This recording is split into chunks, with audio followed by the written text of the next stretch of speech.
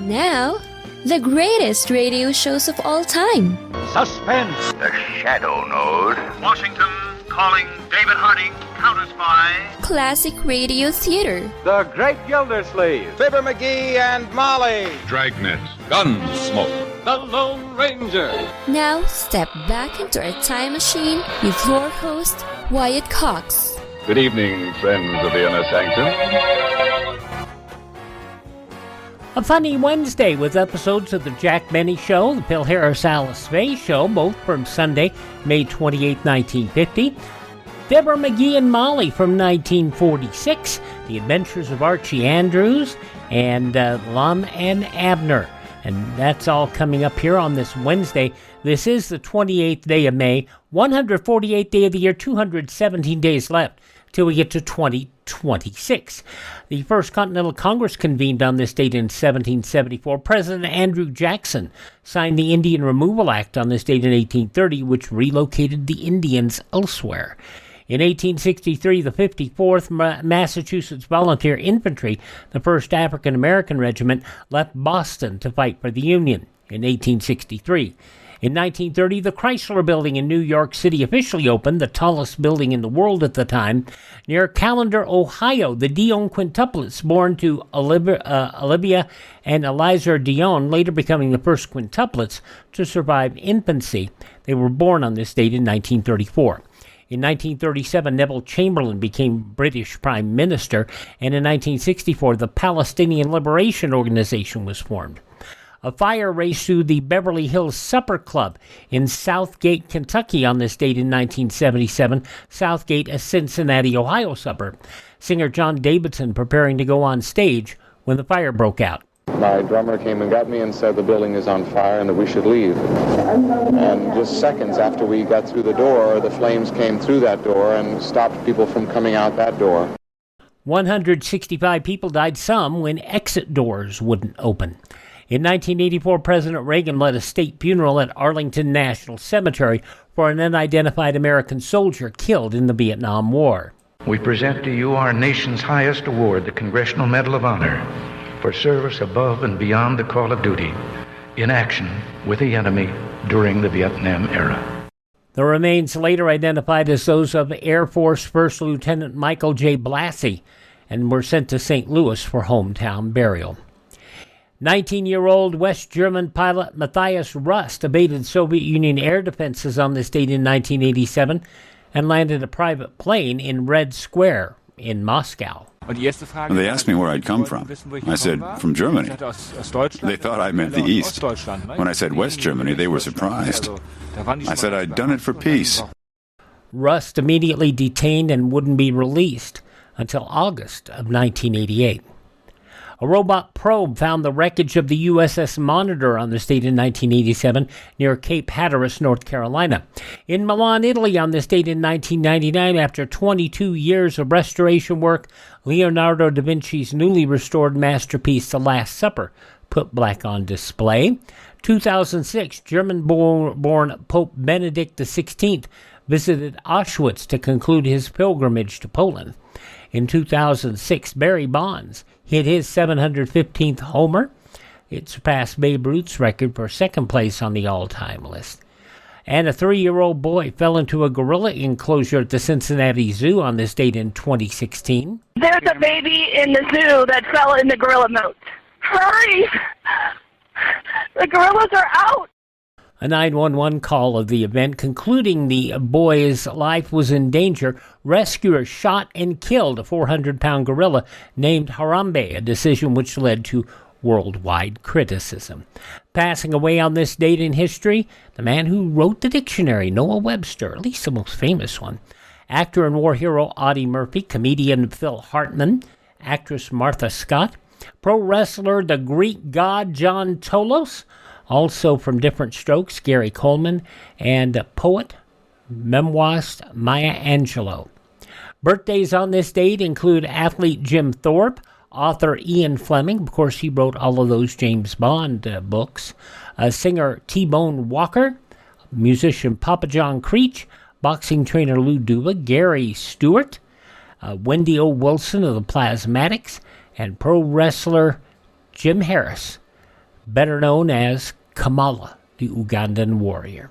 Hi, this is Jeff Foxworthy. It is now time for the birthday announcements. The following people are now officially older than dirt.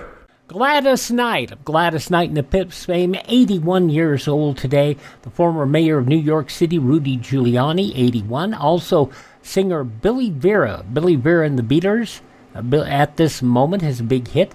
From Creedence Clearwater Revival, John Fogerty is 80. Patch Adams, there was a real Patch Adams, 80 years old today.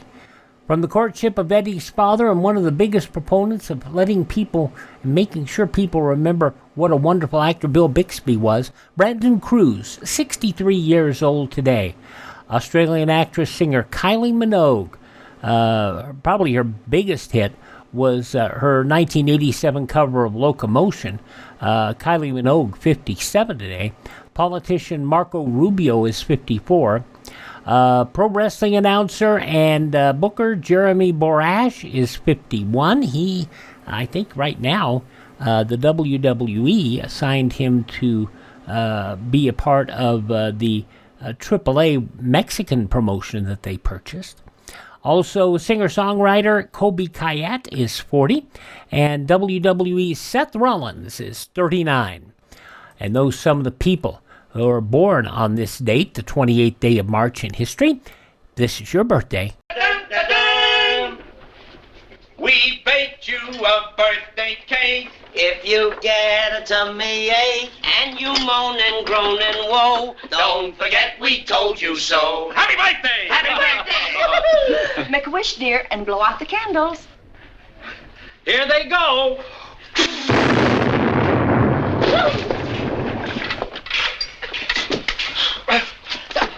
Thank you, Manny, Mo, and Jack. I mean Larry, Moe, and Curly.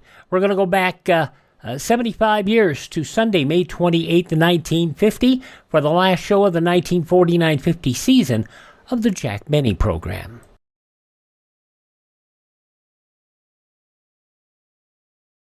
You can help children, old folks, the sick, and the aged. You can help destroy juvenile delinquency. You can make your town a healthier place in which to live. You can do all this with just one gift, a contribution to your community chest. 4 out of 10 families in community chest areas benefit directly from the services you help to support. The other families benefit indirectly by better community living conditions. So make your town a better place to live. Give generously to your community chest. The last shows of the season always had something special on them, and this one is no exception. We're going to hear the history, or the purported history, of how Jack met all of his cast members.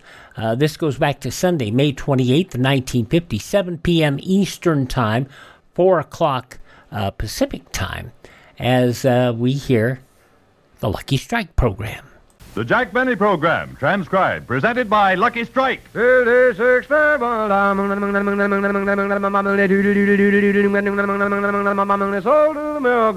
Luckies are milder, smoother and milder, with never a rough puff. Yes, scientific tests prove Lucky Strike is milder than any other principal brand of cigarettes. These scientific tests are confirmed by 3 independent consulting laboratories, and they prove Lucky Strike, mildest of 6 major brands tested. There's no doubt when you light up a Lucky, you get a smoother smoking, milder tasting cigarette.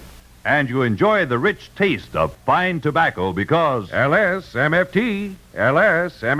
Lucky Strike means fine tobacco. Fine, light, naturally mild tobacco that gives you more real, deep-down smoking enjoyment. So for the rich taste of fine tobacco, for smoothness and mildness with never a rough puff, light up a Lucky.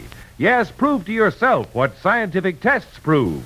Lucky Strike is milder than any other principal brand of cigarettes.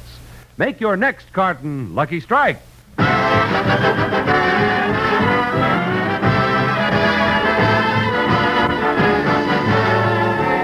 Lucky Strike program starring Jack Benny with Mary Livingston, Phil Harris, Rochester, Dennis Day, and yours truly, Don Wilson.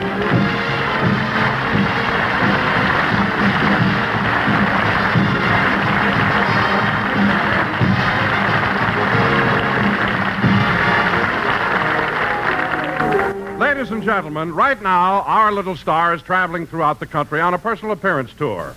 Tonight, he's in Cleveland, Ohio.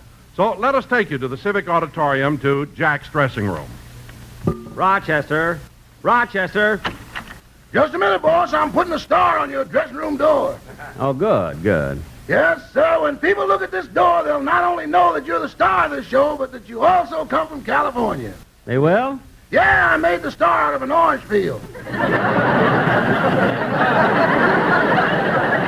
Stop being silly, making a star out of an orange peel. Come on in here. Just a minute. Wait till I light the smudge pot. Never mind. I'll come in here and straighten out my clothes. Yes, sir. By the way, did you clean the suit I wore in the last show? You mean the one with the rose in the lapel? That's not a rose. While I was playing my violin, some smart aleck hit me with a tomato.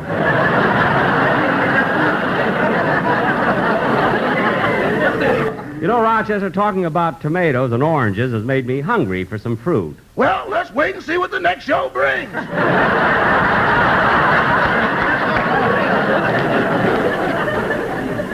Yeah, it's silly to buy it when people are so generous, isn't it? Now, Rochester, straighten up my dressing room table so that I can come in. Mr. Benny? Yes? My name is Kearns. I'm a reporter on one of the local papers. Oh, how do you do, Mr. Kearns? How do you do? Now, Mr. Benny, would you mind giving me some information about your personal appearance tour? That is, where do you go from here? Well, tomorrow night we'll be in Pittsburgh, Tuesday Buffalo, Wednesday Toronto, Thursday Syracuse, Friday Montreal, Saturday Boston, and next Sunday, June 4th, at Carnegie Hall in New York City for the Damon Runyon Fund. And our last day, June 5th, is in Scranton, Pennsylvania. And then we sail for London to play the Palladium Theater. Well, you certainly have a heavy schedule with your radio program and all. Oh, no. You see, today I do my last program of the season. Oh, I didn't know that. You know, I'm one of your regular listeners, and I'll certainly miss you during the summer. Well, thank you. In fact, I'll miss your whole gang.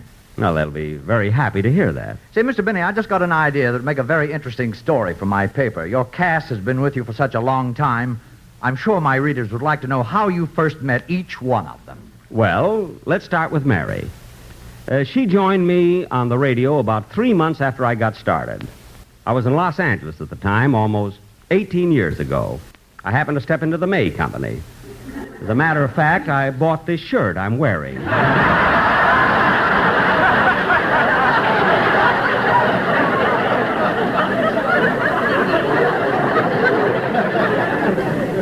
They give guarantees, you know. Anyway, it was in the latter part of 1932. I had purchased my shirt. I gave the man $1 and was waiting for my change. I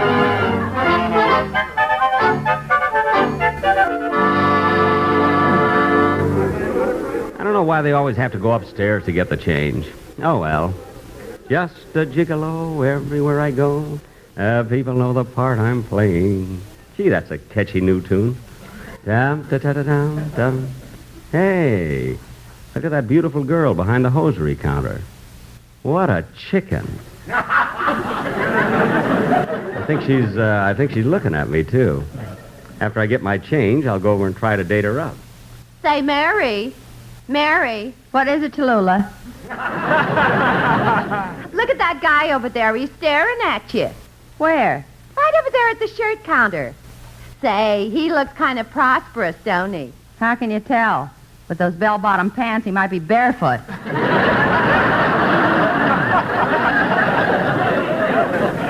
Look at him. He's winking at us. Yeah. And get a load of that straw hat he's wearing with the bright red ribbon on it. Yeah. And look what it says on it, the Waukegan Kid. Hey, Tallulah, he's tipping his hat at us. Yeah, he's got the string in his pocket. Oh, wait a minute. He's coming over here. You want me to take him, Mary? No, I can handle him. Just a gigolo everywhere I go. People know the part I'm playing. Look, he's walking like Theda Bara.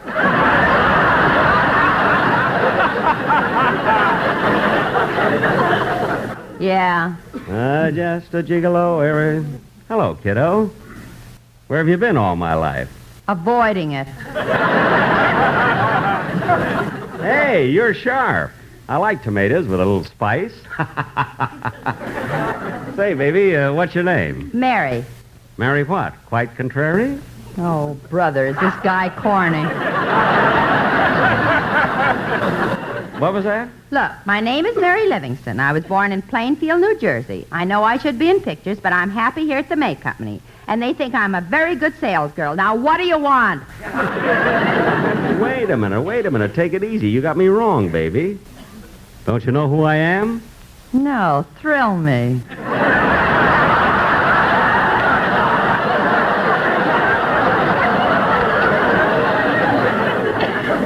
Well, take a grip on the counter, baby, because I'm going to enlighten you.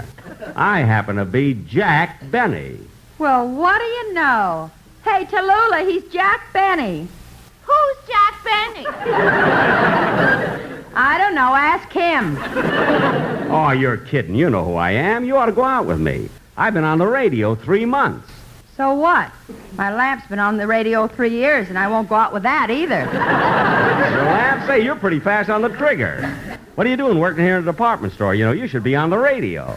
What did I tell you, Tallulah? I knew it was coming. What? My mother told me there'd be men like you, but I thought they'd be much younger. Say, you're terrific. Listen, baby, you got everything it takes. Good looks, a nice speaking voice, and what a personality. I'll bet you tell that to all the girls. No, I don't.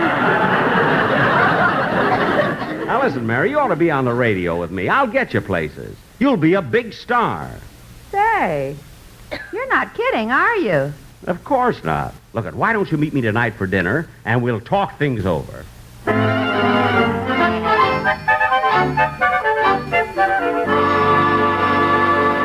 And that, Mr. Kearns, is how I found Miss Livingston. That's a very interesting story, Mr. Benny. Thank you.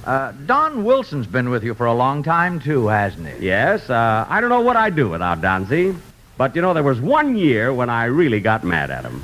It happened in 1946. It was the opening of that season.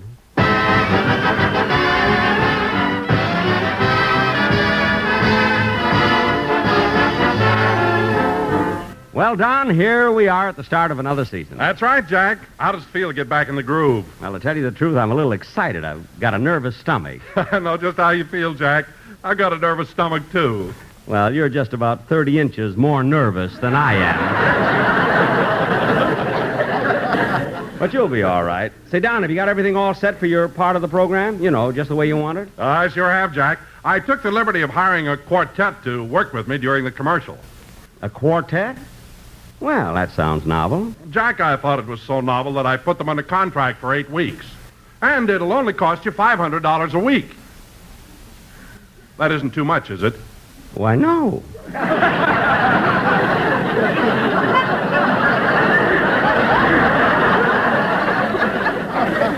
I mean, no.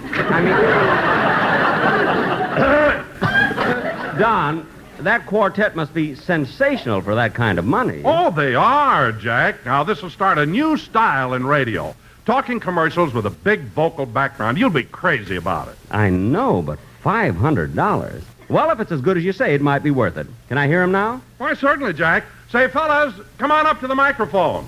Nice-looking boys. Okay, Don, let's hear this musical commercial. Okay. Ready, boys? LSMFT, LSMFT. Yes, sir, you bet. Lucky Strike means fine tobacco. Yes, Lucky Strike means fine tobacco. Yes, ladies and gentlemen, in a cigarette, it's the tobacco that counts. And Lucky Strike means fine tobacco. So round, so firm, so fully packed. So free and easy on the draw. Lucky Strikes are made of that fine, that light, that naturally mild tobacco. So for real deep down smoking enjoyment, smoke that smoke of fine tobacco, Lucky Strike.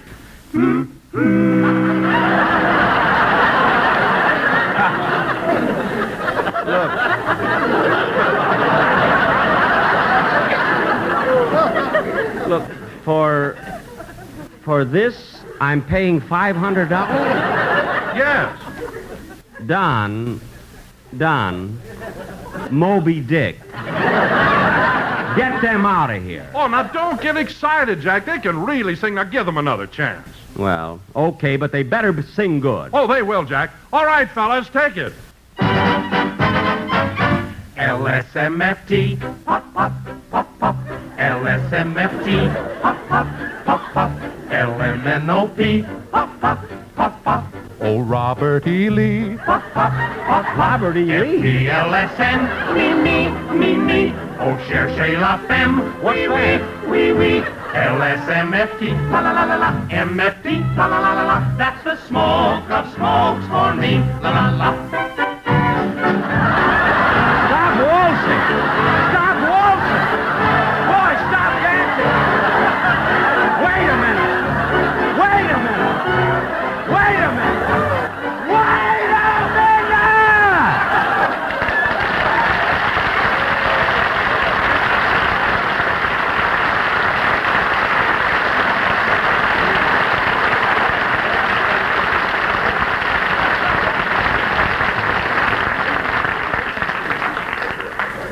And that, Mr. Kearns, and that, Mr. Kearns, was why I got so mad at Don Wilson.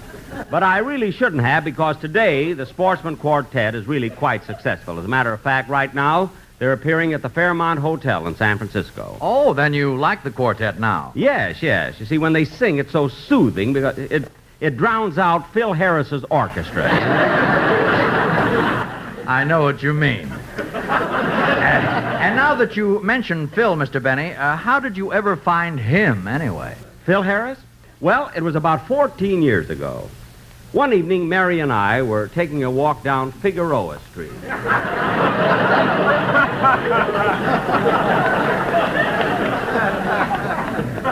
Say, Mary, we've walked quite a ways. Say, before we catch the bus back home again, would you like to step into this nightclub and relax a little?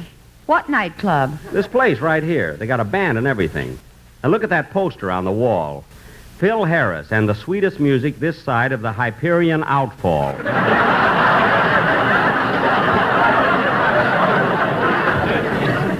Phil Harris? I never heard of him. And what a nightclub. This is an awful joint. I don't want to go here. Well, look, Mary, I'm looking for an orchestra leader for my program. Maybe this guy'll be the one. Come on, let's go. But, Jack, it's way down those stairs. What's the difference? Let's go down anyway. And watch your step, will you?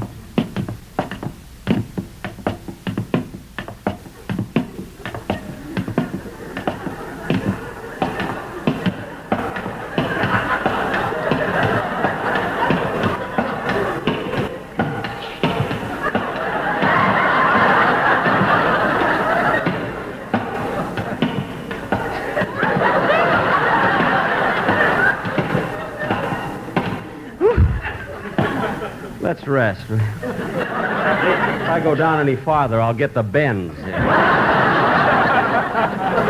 I think we hit bottom, Jack. Here's the door. Oh, yes.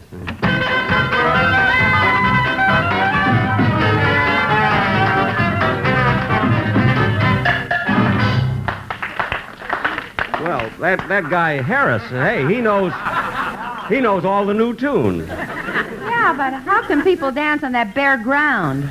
Well, they probably sprinkle it with water to make it slippery, you know. It helps keep the dust down, too. Let's find a table. Well, maybe that man will get us one. Oh, yes. Pardon me, are you the waiter? Well, what do you think I am with this napkin over my arm? A new father?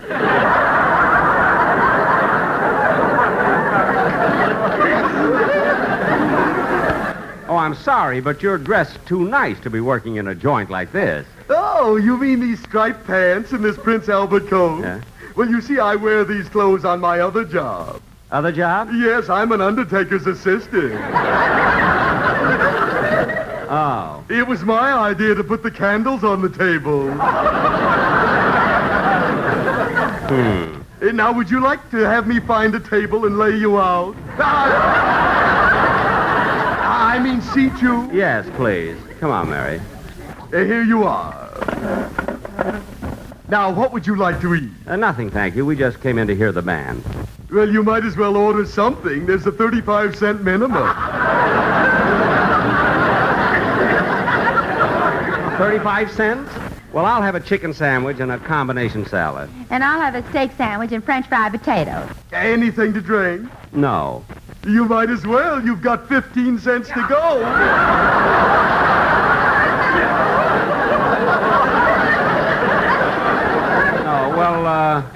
Well, bring us coffee. Imagine that waiter, an undertaker's assistant. Jack, look. The show's about to start. Good. I'm anxious to hear this guy, Phil Harris.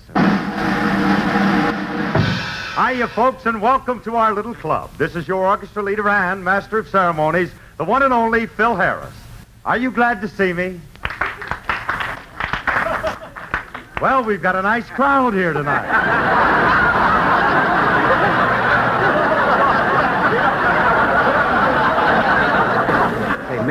Mary, he has a swell personality. We'll see. And speaking of crowd, folks, a funny thing happened to me on the way to the club today. A guy walked up to me and said, "Hey, Harris, where'd you get the black eye?" So I told him it was a birthmark, and he said, "A birthmark?" And I said, "Yeah, I got in the wrong birth." No, lady, don't explain it to him. If you don't get it, just let him suffer. Let him lay there. Hey, Mary, did you get it? I got it all over me. Quiet, he's good. Hey, here's another one, folks. This'll embalm you. Embalm you. Did somebody call for me? Quiet. He's going to tell another joke. Hey, get this, folks. Sing, you bum! There's been a request that I sing.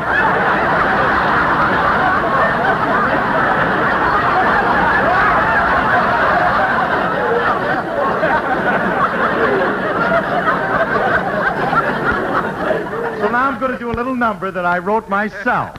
It's entitled, "That's What I Like About the South." Won't you come with me to Alabama? Let's go see my dear old mammy. She's frying eggs and broiling hammy. That's what I like about the South. Well, folks, that concludes our first show. But don't go away. We have another complete new show in 5 minutes. Say, Mary, this guy is terrific. He'd be great on the radio. He's got something new, something different. Oh, you say that every time you see a man with hair. Look, I don't care what you think. I'm going to get him over here. Hey, waiter! Yes? Will you please bring the orchestra leader over to my table? I'm sorry, he doesn't come with the 35-cent dinner. Never mind the wisecracks. Bring him over here. All right. I don't know, Mary, but this guy Harris really has a great personality. Cigarettes, Cupid dolls, gardenias, and razor blades.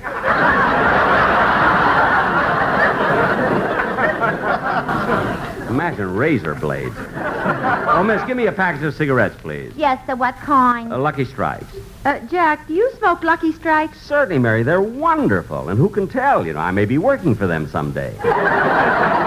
Oh, by the way, miss, what's that you've got on your tray there, tied up in a pink ribbon? That's a lock of Mr. Harris's hair, 20 cents.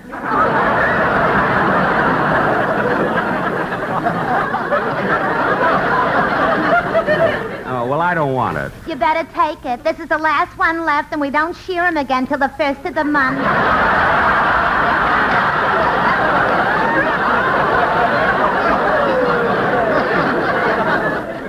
No, thanks just the same. Here are your Luckies. Thank you. Say, Mary, she's kind of cute. Oh, you fall Wait a minute. Here comes Phil Harris. Hey, I understand one of your cookies want to see me. Why, yes, sit down. This is Miss Livingston. Hiya, babe. My name is Jack Benny. Look, bud, I ain't got much time. What do you want to see me about? Well, I wanted to talk to you about a job. Job? Yes. Can you wait on tables? I don't mean that. I've got a job. Look, you see, I have a radio program, and I'd like you and your band to be on my show, Mr. Harris. Just call me Curly. Oh.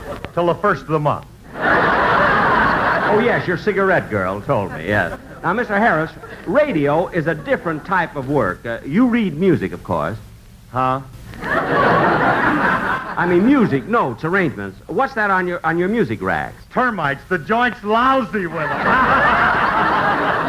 Oh, Harris, how can you be so bright when it's so dark down there?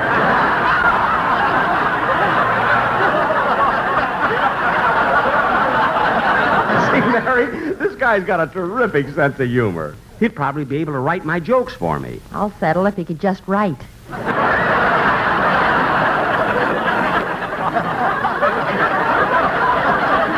Now, look, Harris, I want you on my program. So if you'll meet me Sunday morning at the studio, we'll talk it over. Okay, I'll be there. Hey, Max, sprinkle the floor again. The customers want to dance.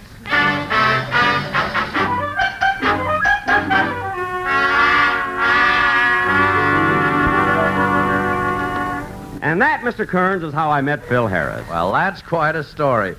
And Mr. Benny, just how did you discover Dennis Day? Dennis Day? Well, to tell you the truth, Mary discovered him. Really? Yes, it was about 10 years ago. I was looking for a singer for my program. And one day, Mary came rushing into my house. Jack. Right here, Mary. What is it? Have you found a new singer yet? No. Well, I found one. His name is Dennis Day. Look, here's a picture of him. Say, if the kid can sing, he's just what I want. Look at that face. Those bright, intelligent eyes.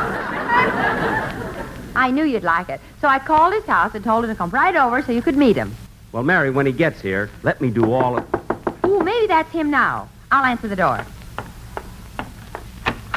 Hello, Mr. Benny. That's Mr. Benny over there. Oh. Say, kid. Yes, please? Say, you're really polite, aren't you? Oh, yes. My mother told me never to be fresh to old folks. Now, kid, how would you like to be on the radio? Oh, I'd like that very much. In fact, I'd like to get any kind of a job. Then I wouldn't have to let my father cut my hair. Your father cut your hair? Yeah. Yesterday, while he was giving me a trim, he cut one of my ears off. Cut one of your ears off? Wait a minute, kid. You've got 2 ears. Now, yes.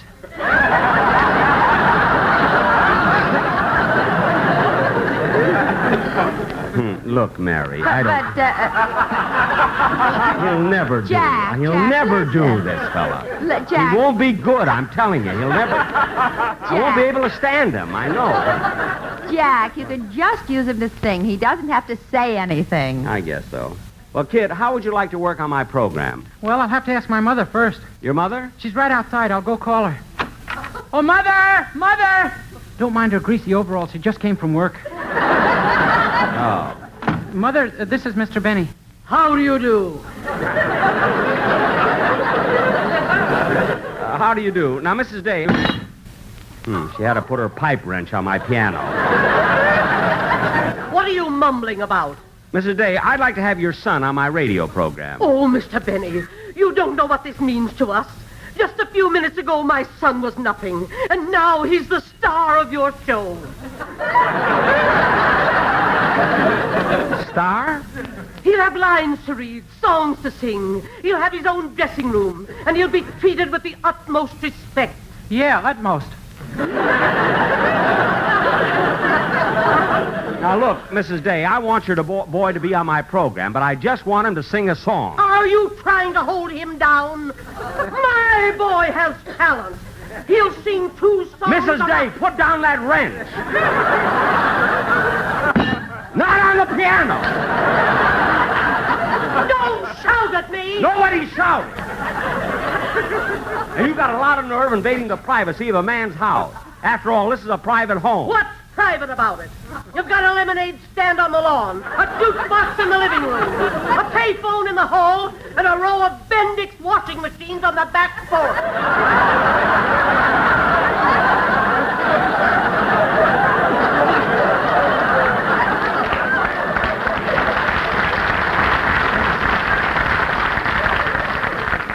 There's no business like show business.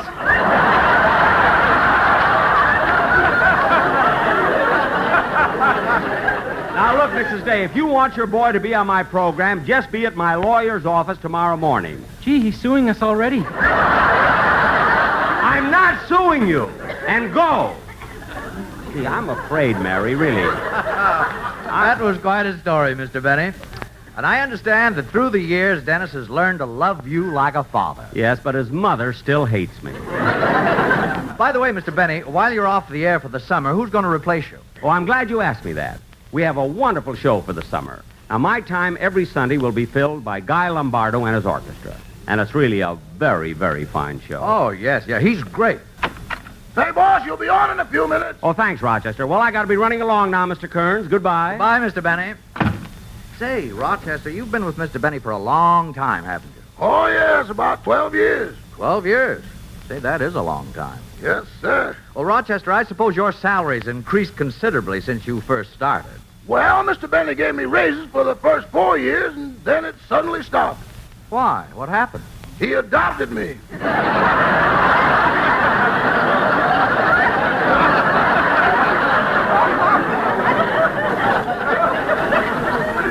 Oh, yes. Say, Rochester, what's that lying on the dressing table? Uh-oh, Mr. Benny forgot it. Oh, boss! Yes, Rochester? You forgot it again. Oh, well, I got to get right on the stage. Throw it to me.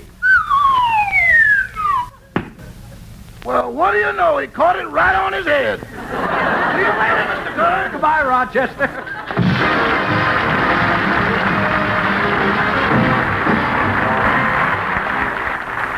Ladies and gentlemen, one of our great national hazards is fire. Each year, more than 10,000 people lose their lives in fires, and in 9 cases out of 10, these fires were caused by carelessness. Be sure it doesn't happen to you. Put that match or cigarette out before you discard it. Take every precaution you can to prevent fires. Thank you. Jack will be back in just a moment, but first... In a cigarette, mildness is a true measure of smoking enjoyment. So light up a Lucky, because Luckies are milder, smoother and milder, with never a rough puff. Yes, scientific tests prove Lucky Strike is milder than any other principal brand of cigarettes. These scientific tests are confirmed by 3 independent consulting laboratories, and they prove Lucky Strike, mildest of 6 major brands tested. And no wonder. It takes fine tobacco to make a fine cigarette. And LSMFT, Lucky Strike means fine tobacco. Fine, light, naturally mild tobacco. So for more real, deep-down smoking enjoyment, for a milder tasting cigarette with never a rough puff, smoke a Lucky. You'll enjoy the smooth, rich taste of Lucky's fine tobacco. You'll prove to yourself what scientific tests prove. Lucky Strike is milder than any other principal brand of cigarettes. Try a carton of Lucky Strike.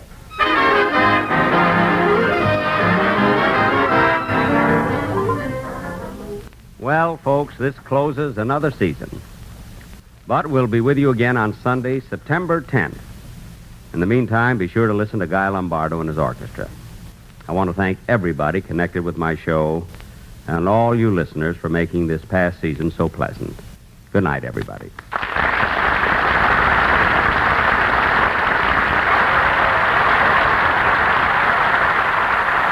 Be sure to hear Dennis Day in A Day in the Life of Dennis Day.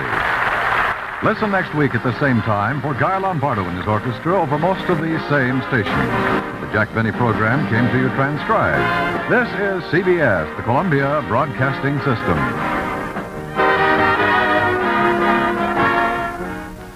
Yes, they were even transcribing the show, pre-recording the show back in 1950. From Sunday, May 28, 1950, 75 years ago, the Jack Benny program. We'll hear the show that immediately followed the Jack Benny show, although it was on another network, the Phil Harris-Alice Faye Show.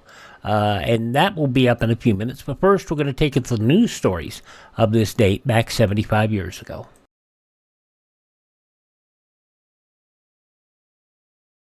The Crusade for Freedom is a crusade for your freedom and mine. The truth dollars people send the Crusade for Freedom help preserve our own freedom, even as they get the truth and hope to people behind the Iron Curtain.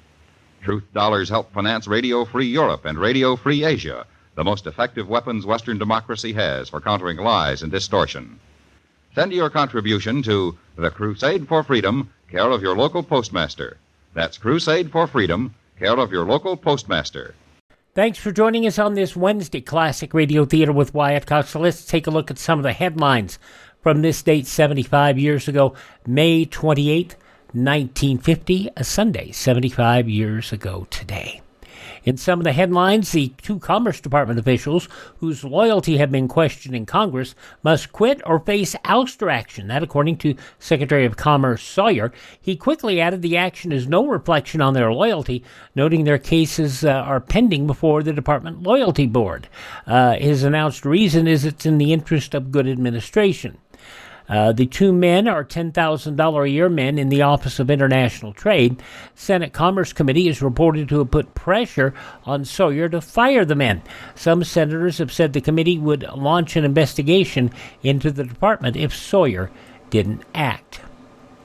In other news of the day, Nassau, Bahamas, Nassau police reiterated yesterday they have no knowledge of any connection between the saying of Betty Renner and the killing of Sir Harry Oates in 1943, both cases officially unsolved. The denial followed publication of a copyrighted story in the New York Daily News saying the FBI had uncovered a major clue linking Miss Renner's death with that of the eccentric British millionaire. The Spanish economic crisis reported to be so grave today that some Madrid informants expressed belief Generalissimo Francisco Franco must turn somewhere, even perhaps to Russia, for relief. Those who believe Franco may possibly turn to the east point out that Argentina has suspended commercial negotiations, the U.S. hasn't provided any assistance, and the domestic economic situation is critical. A Southern Democrat considered unfriendly by Labor stepped yesterday into chairmanship of the House Labor Committee. Members said the whole complexion of the committee may be altered. Congressman Graham A. Barton, Democrat of North Carolina, succeeds in the key House post. Congressman John Lisinski, the Democrat of Michigan, who died of a heart attack yesterday. Lisinski ordered ardently pro-labor, and he unfailingly supported the administration. General Douglas MacArthur quoted yesterday as saying he does not believe a shooting war is imminent because public opinions on both sides of the Iron Curtain is against it. Quoting the general, the public realizes all too well in terms that of the last war that there can be no real victor in a future war. MacArthur said the general that Russia is doing well under the present no-shooting big war, that they probably and logically wish to continue the existing system. Alabama Communist Chairman Sam Hall and Ku Klux Klan leader William Hugh Morris tangled in a war of words. Hall referred to robed men who drove by his home a few nights ago in Birmingham as hooded Hitlerites and said they would not intimidate him. Morris, who recently spent several weeks in jail for refusing to give Klan records to a grand jury, responded with a threat to burn a cross in front of Hall's home. A 9-pound, 4-ounce boy born yesterday in Montgomery, Alabama, to the wife of Governor James E. Folsom, and the governor promptly named him Andrew Jackson Folsom. Folsom's first son, James E. Folsom Jr., born May 14, 1949. Mrs. Folsom is 23, the governor 41. Folsom has 2 daughters by his first wife, who died in 1944. Burl Ives has given away to a Frenchman the guitar that twanged his folk music into hit parade entertainment. That fat and fabulous folk singer gave his guitar to Stephen Goldman, who operates a Paris Left Bank bistro and entertains his customers with French folk music. Burl said, I played his guitar and it was terrible, and he was so good I just thought he ought to have mine. Besides, I've got 2 more at home. Ives is in Europe on a vacation. Vittorio Emanuele Orlando, Italy's great grand old man, led a group of top Italian politicians yesterday in an appeal to world powers to destroy their atom bombs. Orlando, who just turned 90, drafted the appeal, the resolution made public in Rome. It calls for strict international bans against atomic weapons. A couple of weeks ago in Grafton, North Dakota, Postmaster C.W. McIntyre received a letter addressed to the chief of the Communist Party in Grafton. Well, after looking around, he said he couldn't find anybody to fit that description. He returned the letter to its sender, a Richard Rolnick of Plattenhofen, Germany, with this notation: Dear Sir, your letter addressed to Chief of Communist Party, Grafton, North Dakota, is returned herewith, as the addressee is unknown. We had a little ring rot in our potatoes, the snow is up to our belts, the water is up to our necks, and this spring we expect a mild infestation of grasshoppers, but thank heaven we have been unable to find a communist. Yours truly, C.W. McIntyre, Postmaster. Speaking of communists, skipper Jim Chapman of the British trawler Etura, just back from Grimsby, England, from 11 days in Soviet custody, reported fiendish treatment, though well-intentioned. His craft seized in the White Sea, fined for fishing in red waters. He told reporters while he was being questioned in Murmansk that the Russians were polite and insisted that I smoke their cigarettes. Chapman said as Russian cigarettes are pretty awful, it was quite an ordeal. 23-year-old appliance salesman Glenn Boston Baker, found in a closet clad in his only underwear and clutching a rifle, insisted in a Knoxville, Tennessee divorce court he was merely protecting the attractive lady of the house while her husband was away. Baker told the court he slipped through a bedroom window to guard 21-year-old Mrs. Herman Eugene Turner, Jr. from burglars. Turned out to be private detectives Turner had hired. When the burglars arrived at the residence, he said he fled to the closet with a rifle. The burglars took Baker and Mrs. Turner to jail, but they were released. Turner said he only wanted evidence. And the first trumpet player in the Indianapolis Symphony Orchestra played the fanfare to start a grade school track meet. He was Max Woodbury, filling in for the first trumpet player of the grade school, his 13-year-old son George. George didn't feel like puffing out his cheeks to blow. Seems he was home with the mumps. Oh, and 4-year-old Dawn Rollins rushed into her home near Pleasant Ridge, Maine, grabbed his mother's legs and shouted, "Mommy, let's go visit Uncle Lee." Well, Mrs. Blinn Rollins, busy with household chores, brushed aside Dawn's request with a "No, dear." But Dawn persisted, and finally the 4-year-old said, "Mommy, let's go see Uncle Lee. His house is on fire." And it was. A nearby barn crashed to earth in flames just as Dawn finished, and fire began sweeping the 2-story frame house. Dawn's insistence rewarded. She got to see her great-uncle, Lee Rollins, who arrived just in time to help save a sewing machine and a washing machine. Those some of the day's top news stories from the newspapers of Sunday, May 28, 1950. On your radio next, we will hear Phil Harris-Alice Faye.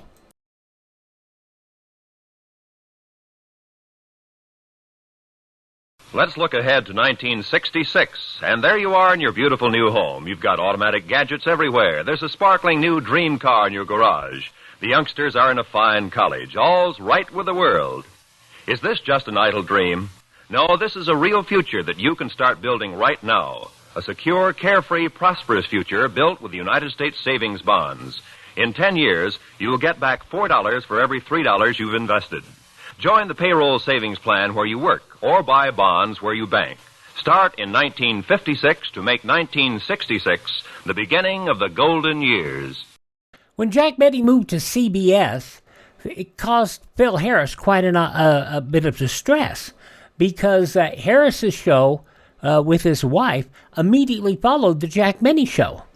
And so they came to an agreement. Phil would appear in the first 15 minutes of the Jack Benny Show, and then he would rush from CBS to NBC studios, and knock wood, if everything worked right, he'd arrive in time to start his own show.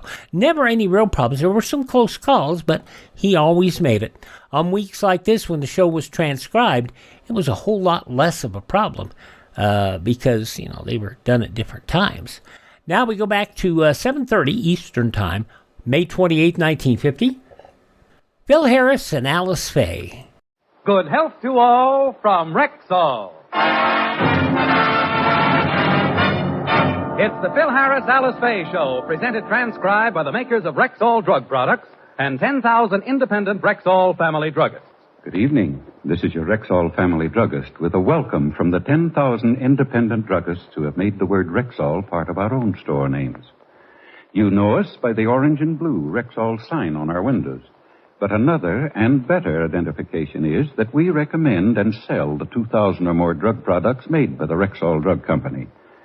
One of the most famous of these products is Rexall Milk of Magnesia, so pure and mild in its ingredients, so carefully manufactured to a light, creamy smoothness that it's become one of America's most popular antacid laxatives. Quality like that of Rexall Milk of Magnesia is what we family druggists are talking about when we tell you you can depend on any drug product that bears the name Rexall.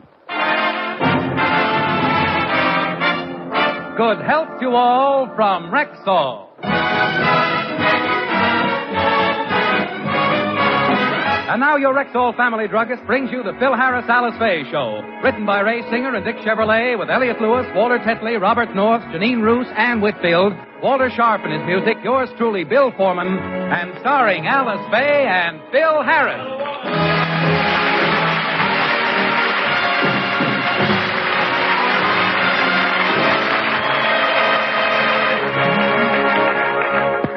The Road Company is now playing in Los Angeles. The Harrises, like so many of us, have waited months to see the play, and they've finally gotten tickets for tonight's performance. How many tickets you getting, Curly? 6. That's for Alice and me, you and your girl, and Sammy the drummer and his girl. Willie's downtown picking them up now. Hey, you know, Phil, we were very lucky to get seats for South Pacific. They're awfully hard to get. Not for me, honey. You don't seem to realize that I'm a big man. All I did was call the box office and say, this is Phil Harris. I'd like 6 tickets. And what did they say? Let's see the color of Alice Faye's money, and you got 'em. It's a mean thing to say. I didn't send any of Alice's money. I sent them my own personal check, and Alice had nothing to do with it, except sign it. Oh, I can't wait to see the play. I love the theater. I too. There ain't nothing like the Ligament stage.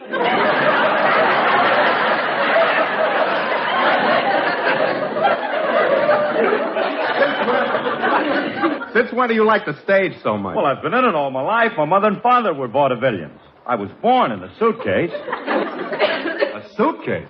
Daddy had a bad act. He couldn't afford a trunk. Oh, but if there's one thing I know, it's the theater. You see, I've seen every play that's ever been produced. I know the plot and the music of every one of them. Well, what's the plot of South Pacific, Phil? Well, it's about an Irish family and a Jewish family that live next door to each other. Now, the Jewish boy named Aby marries the Irish girl named Rose.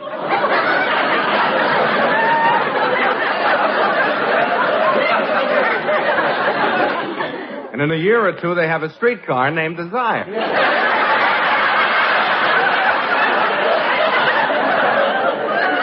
You're wrong, Francis. That's the counterpart. Yeah. Look, by the way, Frankie, what girl are you going to take to the show tonight? My latest heartthrob. Oh? What's her name? Tondaleo Schwarzkopf. Tondaleo Schwarzkopf? Sexy, ain't it? Yeah. What kind of a name is that? She's an island girl. Sort of a half-breed. Yeah, half girl and half mountain goat. All right, never mind the wisecrack. Tondi happens to be a very lovely girl. She's got long black hair, beautiful eyes, the most sensational teeth I've ever seen. Her teeth are like, well, I can't describe them. Remind me at the show tonight to have her take them out and show them. Okay, and in case our seats aren't together, I'll have the usher bring them over. Phil, please. Well, I'll wait till the house lights go out. Not going to embarrass her. All I need is the usher's flashlight. All right. I'd love to see him. All right. You don't have to take me seriously. Tondi's a very pretty girl, and she has a lovely figure. If you don't believe me, ask your boss, Mr. Scott. Oh, how would Mr. Scott know her? I took Schwartzy dancing last night, and Scotty and his wife were there. He couldn't take his eyes off my girl. He kept looking at her. Oh, hold it a minute. Come in. Hey, look who's here. Hiya, Mr. Scott. Hello, Harris. Nice to see you, Mr. Scott. How do you do, Mrs. Harris? I came over to... Hiya, Scotty. Oh, nuts.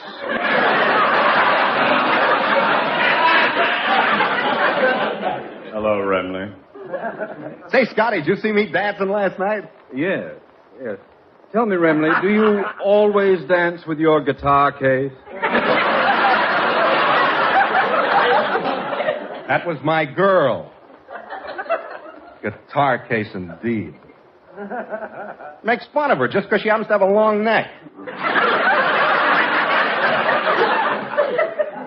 That was the clumsiest exhibition of dancing I have ever seen. Now, wait a minute, Mr. Scott. Remley may have a few faults, but he is an excellent dancer. Thank you, Curly. Well, I remember years ago he won a cup for the turkey trot. Of course, he was dancing with a turkey at the time. I take my thank you back. By the way, where do you find these weird creatures that you go out with? You just don't appreciate real feminine beauty. I like my women dainty and petite with classical features. You got to admit the Thompson triplets down the street are stunning. And I was engaged to one of them for 3 years. Oh? Which one? The one that looks like Lincoln. Gee, I wish I was lucky enough to have married a girl that looked like one of our presidents. By the way, Remley, what politician does Tom DeLeo look like? Oh, wait a minute. Tom DeLeo is very attractive. Isn't she, Scotty? If you go in for that sort of thing. She wouldn't be too bad if it wasn't for her receding chin. She don't have a receding chin. Just looks that way because she has a protruding face. Remley, I think I've heard as much about your girlfriend as my weak stomach can stand. Now, Harris, you can do me a great favor. Oh, certainly, Mr. Scott. Anything at all. Your very wish is my command. Express your slightest desire, and I will leave no stone unturned to fulfill it. What do you want, Mr. Scott? Just name it, and you've got it. I want 2 tickets for South Pacific. What's the matter? You crazy or something? You can't get no tickets to South Pacific. But you just said you'll get me anything I want. Well, I will within reason. Take a quart of my blood. How about one of my children? I'll give you a kneecap. Can you use a left eardrum? I got a broken putter. What do you want? I thought sure you could get it for me. You're in show business. You've been in it all your life. You told me yourself you were born in a briefcase. That suitcase. Oh, I'm sorry. I'd give anything if my wife and I could see that show. If I only knew somebody who had 2 tickets. I got 2 tickets. Have you, Remley? You know, my boy, I've always admired you. If I gave you my tickets, you and your wife could go instead of me and my girl. Would you, Remley? No. Why should I give up my tickets? All right, wait a minute, Scotty. I got an idea. Willie went down to pick up 6 tickets for us for tonight's performance, and you can have 2 of them. Harris, do you mean that? Certainly I do. You and Mrs. Scott, you just meet us down at the box office tonight at 8 o'clock, and you're in like a Staten Island ferry boat. Oh, Harris, thank you very much. I'll never forget this. Oh, you're a dove.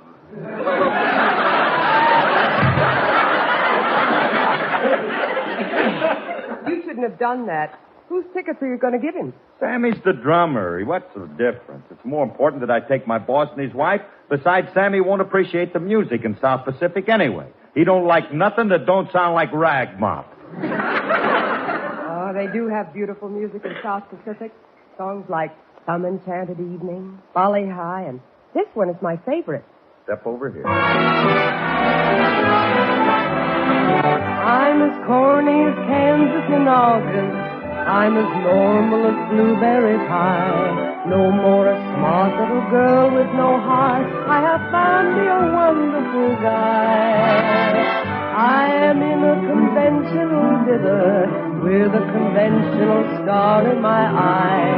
And you will note there's a lump in my throat when I speak of that wonderful guy. I'm as bright and as gay as the daisy in May, cliche coming through.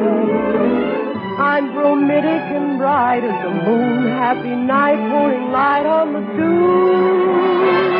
She's as corny as Kansas in August, high as the flag on the 4th of July. If you'll excuse an expression I use, I'm in love, I'm in love, I'm in love, I'm in love, I'm in love with a wonderful guy. She's as trite and as gay as a daisy in May, a cliche coming true. She's romantic and bright as a moon, happy night pouring light on the dew. I'm as corny as Kansas in August, high as a flag on the 4th of July. If you'll excuse an expression I use, I'm in love, I'm in love, I'm in love, I'm in love, I'm in love with a wonderful guy.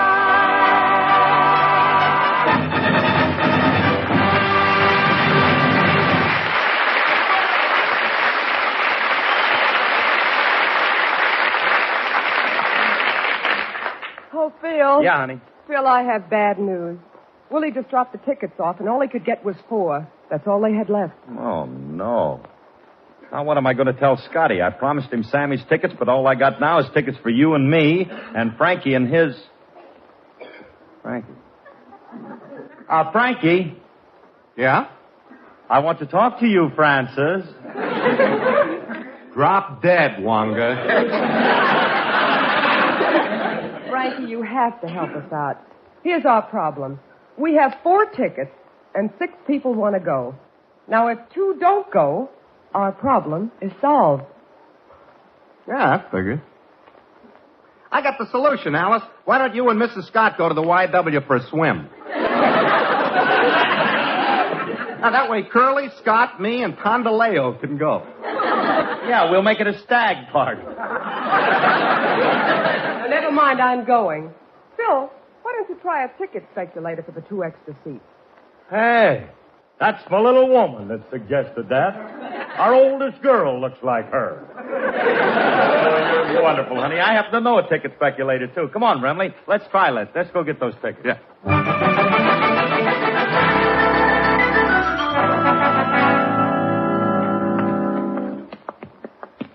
Hey, you know this ticket speculator very well, Curly? Nah. I met him once or twice, but what difference?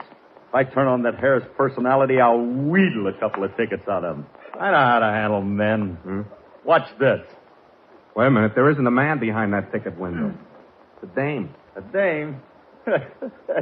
Happens to be my business. Hey, this is going to be too easy. I'll lay a smile on her, and when she sees my dimple, I'll get the first 10 rows New Yorkers. Stand back, Remley, and take a lesson from the old master himself. I'm about to go to work. Why, hello there, you great big luscious lump of lady.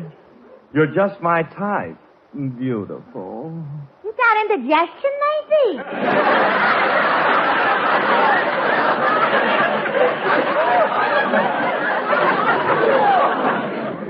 Curly, you want to quit now, or you want to try for the balcony? All right.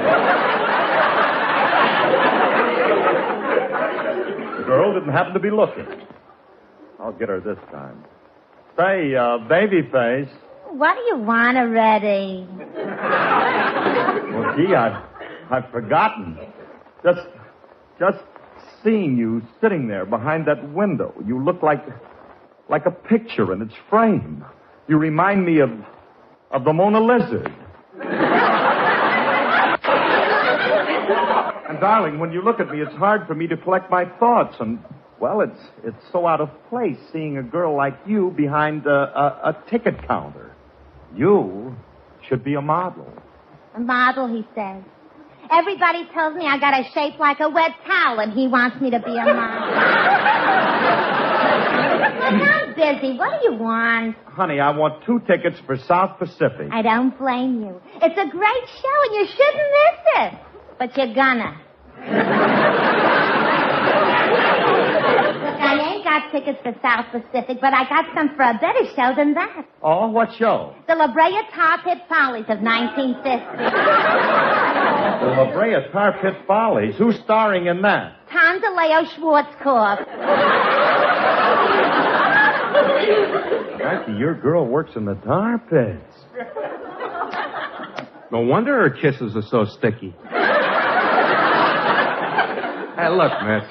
If you'll give me 2 tickets to South Pacific, I'll do something for you. I'll take you out on a date some night. How about it? I'm sorry I couldn't go out with you. Why not? Before I go out with a man, I gotta respect him. So? So I got no respect for a guy who'd go out with a girl like me.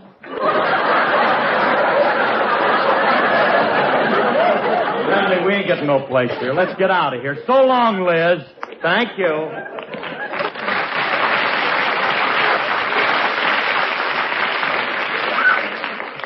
Well, what do we do now, Curly? It's getting late. No, don't worry about it. There's a lot of other speculators in town. We'll make the rounds. Hey, Remley. Huh? I'm dying to see that South Pacific, man. Like that Alice said, that music is great. Some enchanted evening, you may meet a stranger. Curly. You may meet a stranger across the corridor. That ain't your type of song. I could do it, but why ruin Pins' racket? Play one of my own.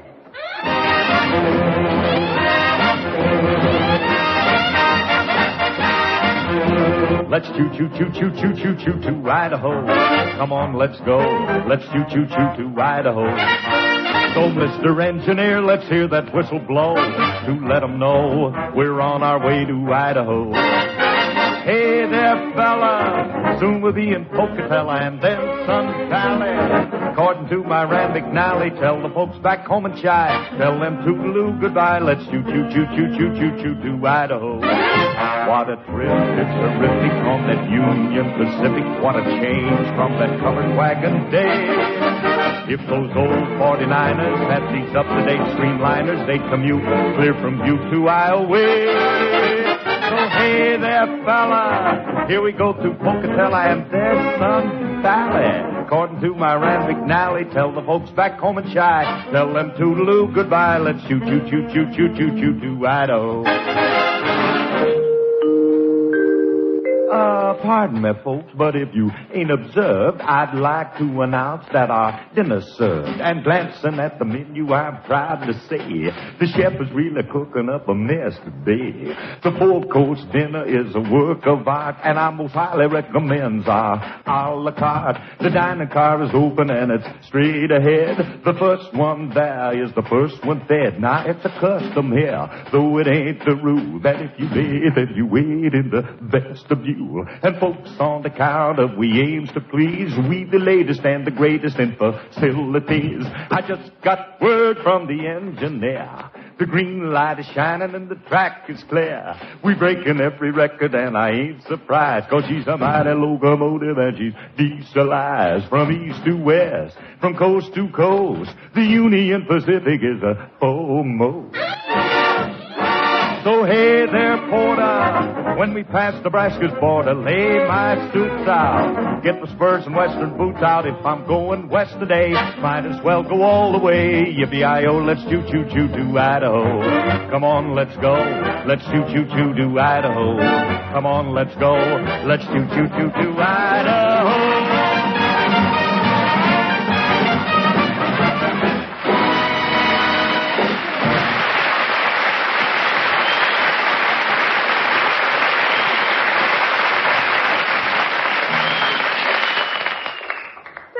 Sakes, where have you been? It's 7 o'clock. We have to leave for the theater. Honey, don't jump on me. I've been all over town trying to get tickets for Mr. Scott, and now I can't get them. And that Scotty's going to hate me. The whole Rexall company will be against me. When the family druggist meets me on the street, he won't say, "Good evening." You better call Mr. Scott and tell him. Keep trying to tell you it's too late. The Scotts are probably left for the theater already. Besides, I haven't given up yet. Maybe somebody at the theater will sell me their tickets. But let's get going. Let's try something. I gotta pick up Tondaleo. I'll meet you at the theater. Try to get most of the tar off of her, will you, Dad? I'll scrape her down. Do that.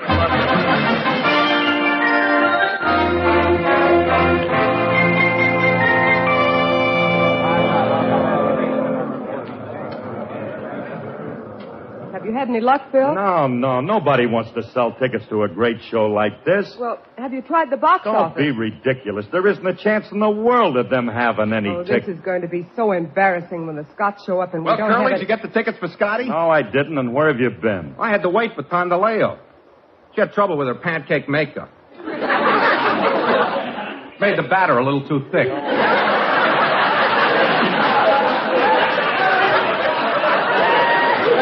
Frankie, please. She broke out in biscuit. Oh.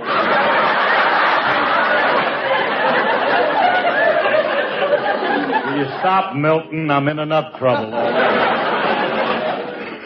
Where is Tondaleo, Frankie? I left her out in the car. I always wait for the house lights to go out before I sneak her in. Saves a lot of explanation. Remley, please. Can't you understand? We got to try and get some tickets before Well, hi, everybody. Is all going in to see the show? Tondaleo, I told you to stay. Oh, it's Julius. Hey, Julius. Hey, kid. You going to see the show? Yeah. I just now walked up to the box office and got a cancellation. Oh. They were the last 2 tickets. Remley. Did you hear that? Yeah. Hey, Curly. We gonna let him keep them? What do you think? Just get him in a crowd, jostle him a little bit, and leave the rest to me. Julius, I want to talk to you a minute. What do you want, Mr. Harris? And get your meat hook out of my pocket, because I got the tickets in my bosom. Look, kid, why do you want to see this show? It's too deep for a childish mind to understand. You gonna see it? Yeah. Well, if your childish mind can understand it, why can't mine? Oh, no, I don't mean that, Julius. You see, this show is all about love and kissing and well, that kind of stuff is too dull for young kids. I got news for you, Mac.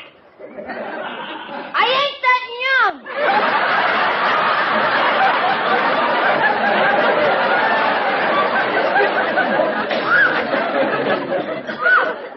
Look, kid, we'll give you $20 for those tickets. Not interested. All right, Remley, come over a minute. We ain't getting no place for this shit. Yeah. We can't get no. Alice, come over here a minute. What do you want? Look, Julius loves you. He'll do anything for you. Now, just lay a little charm on him and talk him out of those tickets. Oh, Phil, I couldn't. But you got to, honey. The Scotts will be here any minute, and we got to have the tickets. Now, give it. Okay. Julius, I want you to do me a favor, big boy. What's on your mind, soulmate?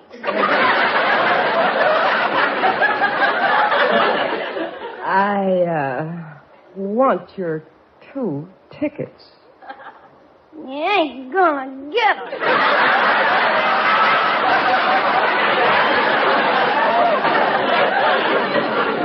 No use. This kid's outgrown you. We ain't gonna get them tickets away from you. Now, wait a minute, Curly. I just got an idea. I think I can get the Scots in. I'll be right back.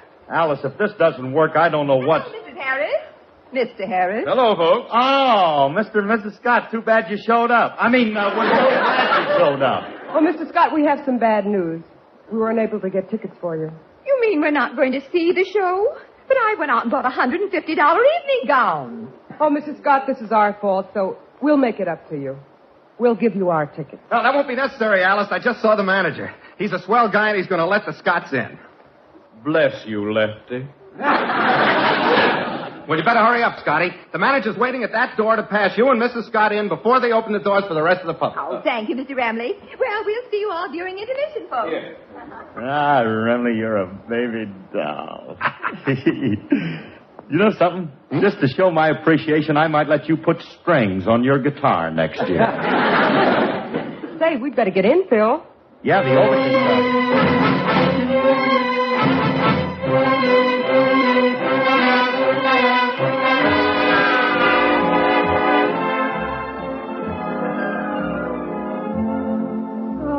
What a crowd. I thought we'd never get in. Yeah, I wonder where Mr. and Mrs. Scott are sitting. Well, come on, let's find our seats before the show starts. Yeah. Uh-oh. There's the usherette over there. She'll take us down. Oh, Miss, will you please show us to our seats? Yes, let me see your tickets. Mrs. Scott! What are you doing with that flashlight? You ain't an usher, are you? I ain't a coal miner. If I didn't want to see this show so badly, Oh, Remley, what did you do? It was the only way I could get them in. Oh, gee. Mrs. Scott, I'm awfully sorry, but believe me, I had nothing to do with this, and I want to apologize to Mr. Scott. Where is he? He's right over there. Mr. Scott! Peanut! Get your hot-buttered Plenamons. Hold it up. Mr. Scott! Ice cold orangeade. Harris, you're fired. Nothing sold during the performance. Oh, Remley. Get your MI 31. You can't go into trouble.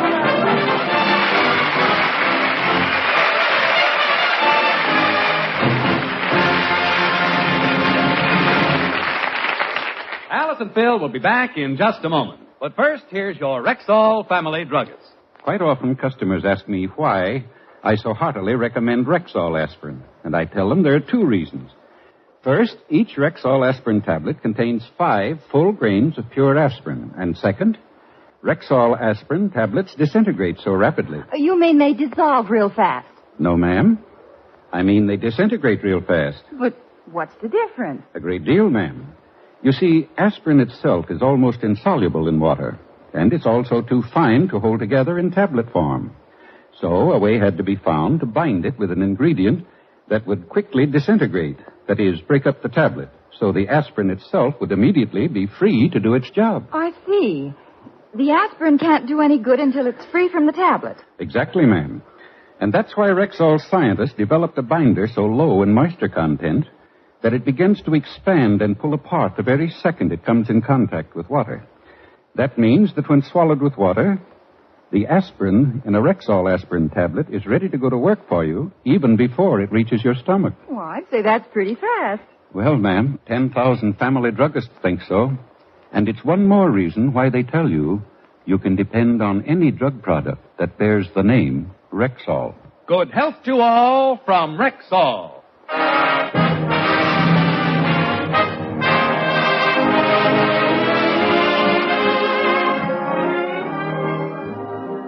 Folks, this is Phil again, and I'd like to tell you that Jackson and I are right in the middle of our nationwide tour with our stage show. And believe me when I tell you, it's a wonderful 2-hour show. With Jackson playing the violin, beautiful film star Vivian Blaine, Rochester, and my whole original band, and many wonderful extra acts, all in person. We appear in Cleveland tonight. Tomorrow, Monday, we're playing Pittsburgh. This Tuesday, we'll be in Buffalo. Wednesday in Toronto. Thursday in Syracuse. Friday in Montreal, Saturday in Boston, and then next Sunday in the big town itself, New York.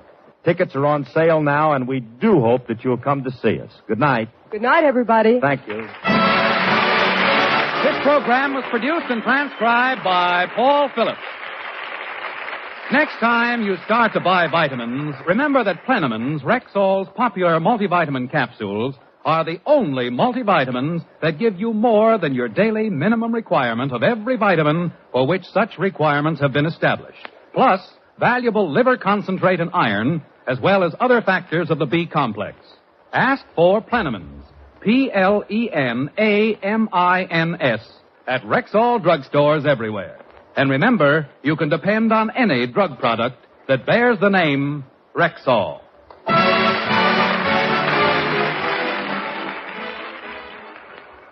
And from 75 years ago, May 28th, 1950, Phil Harris-Alice Faye here on Classic Radio Theater with Wyatt Cox.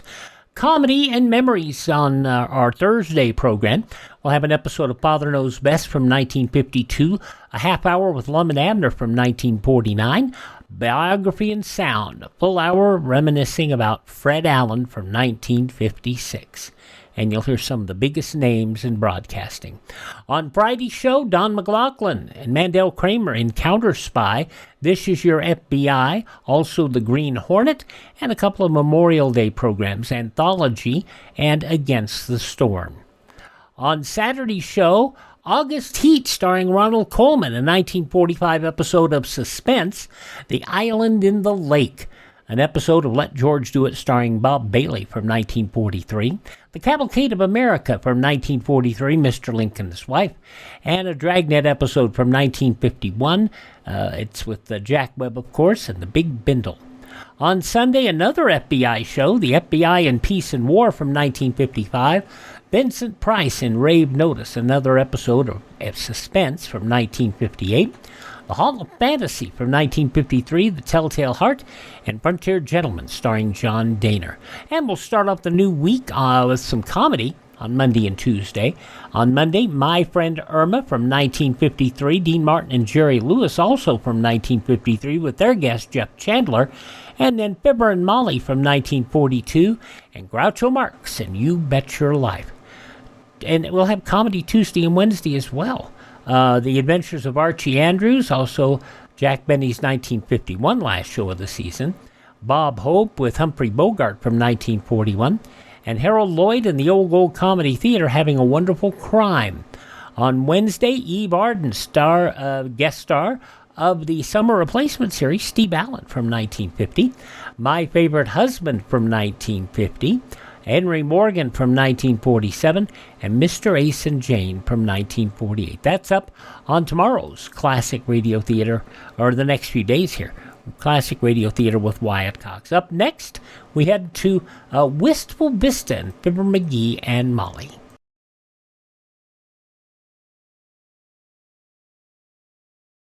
Our religious institutions are strongholds of the American way of life.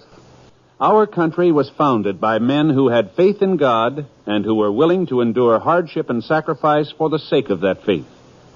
Today, the religious institutions in your community need your interest and support, so take an active part in religious affairs. Your pastor, rabbi, or priest will give you invaluable family counsel and aid if you are a newcomer to the community. To face the problems of the future, America must be morally strong, and that moral strength comes through worship and faith. Go to church this week and take someone with you. Yeah, you're hearing lots of talk about the last show of the season, and you're going to hear that for the next few days here on the podcast, as a lot of shows transition from spring to summer. Very few shows ran more than 39 weeks, except when you got to the 50s, mid and late 50s. Those shows were on year-round, primarily because they were transcribed. Fibber McGee and Molly, though, were live on this date in 1946, 79 years ago, as they have flowers for the anniversary. The Johnson Wax Program with Fibber McGee and Molly.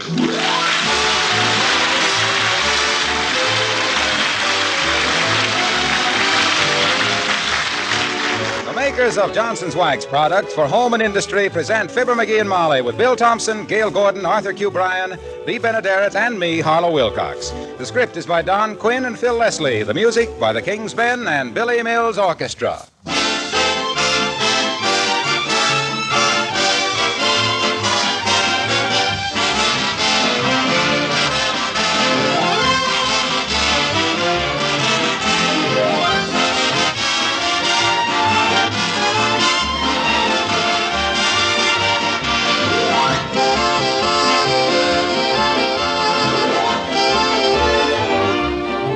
You know, there's one thing we all have in common in this country. We love to entertain, whether it's a big reception or just a get-together with the folks next door. There's nothing we like better.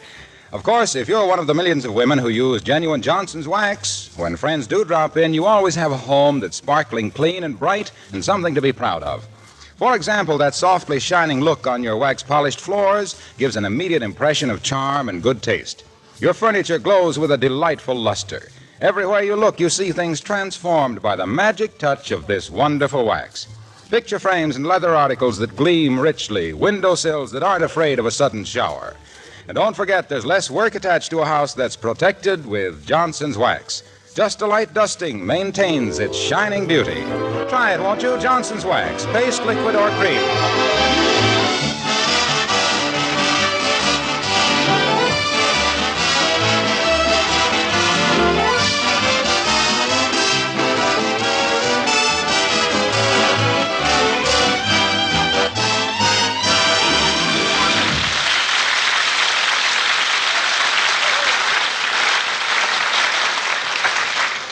It's a horrible thing for a woman to have a new dress, a new hairdo, and still be wondering if her husband will remember that this is their wedding anniversary.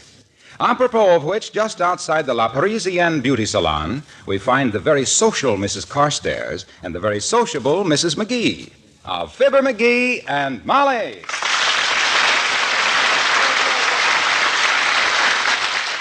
You really like my hair this way, Millicent? My dear, it's simply stunning. I haven't seen such a happy-looking wave since my niece got out of the Navy.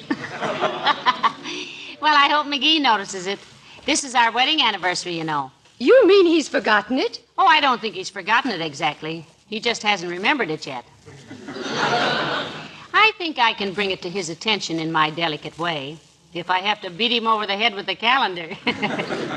Personally, I handle the matter somewhat differently. I always leave a note on Mr. Carstairs' shaving mirror wishing him a happy anniversary.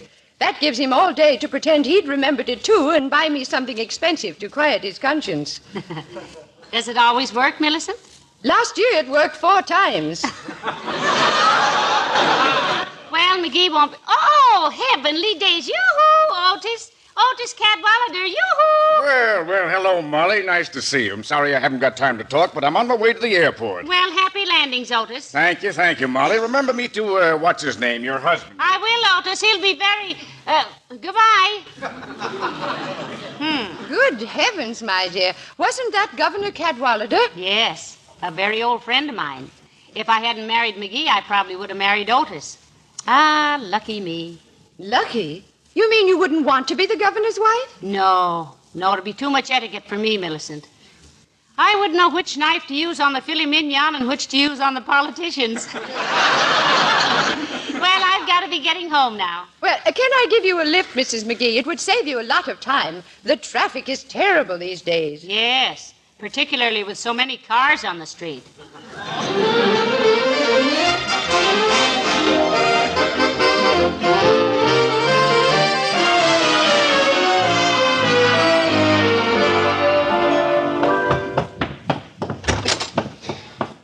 Oh, McGee, I'm home, dearie. Huh? Oh, hi, Molly. What'd you say? I said I'm home. Oh, you been out?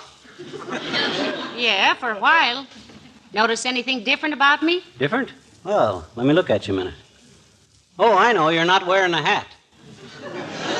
I was, but I just took it off so you could see. See what? My hair. What's the matter with your hair? It looks all right to me. Quit worrying about it. Thanks. How about this dress? Fine, I like it. Good. I've always liked that dress. It's a new one. Oh, it is? Well, it's very pretty. What are you celebrating, kiddo? Dearie, don't you know what day this is? What day? No, Oh, my gosh. Well, This is May 28th, and I didn't get my copy of Field and Stream. I'll write them guys a letter that'll... What's the matter, Molly? Oh, nothing. I was just hoping that... Well, never mind. Say, do you know who Mrs. Carstairs and I met downtown? Otis Cadwallader. Oh, we had such a nice chat. What? Cadwallader? I never did have any use for that guy. Him and his Stutz Bearcat and coonskin coat. Skin coon coat. Look, Molly, I never mentioned this before. Yes? But I once caught him cheating at croquet. He skipped the middle wicket. Well, I'm sure he didn't mean to, dearie. And you don't have to be jealous anymore. I'm glad I married you. That certain day in May. I'm glad you did, too, Tootsie. You wouldn't have been half as happy with... Come in. Hello there, kids. Well, my goodness. Hello there, old-timer. Hi, old-timer. What's on your mind? I was just passing by, Johnny, and I thought I'd... Hey, you're looking mighty pretty there, daughter. New hairdo, eh? And a new dress. Yes. You like it? Like it? It's prettier than a guinea hen sitting on a haystack in a full moon. Well, thank you, I think. What was it you said you wanted, old-timer? Hey! Oh, I was just passing by, Johnny, and I thought I'd tell you I seen an old friend of yours downtown. O.D. Cadwallader. What do you mean, friend of mine? That slab-sided, money-hungry, boat-grabbing wolf in wolf's clothing? That guy's so two-faced he could dance cheek to cheek in a broom closet. I wouldn't say that, McGee. I think Otis has always been a very nice man. The kind who remembers birthdays and wedding anniversaries and things. Well, I've known Odie for many a year, kids, and he's come a long way, too. Must be worth $1 million. Oh, at least. He may have it, but he ain't worth it. No. No use to feel that way about it, Johnny. Just because you young fellers started out together and one of you is rich and one of you is you. Why, of course not. Money isn't everything. No, sir. Believe me, Johnny, you wouldn't want to do what Odie has done to get all that dough. You could have had $1 million, too, if you'd want to make that filthy money the way Odie made it. Gee, really? How did he make it, old-timer? He worked for it. Well, so...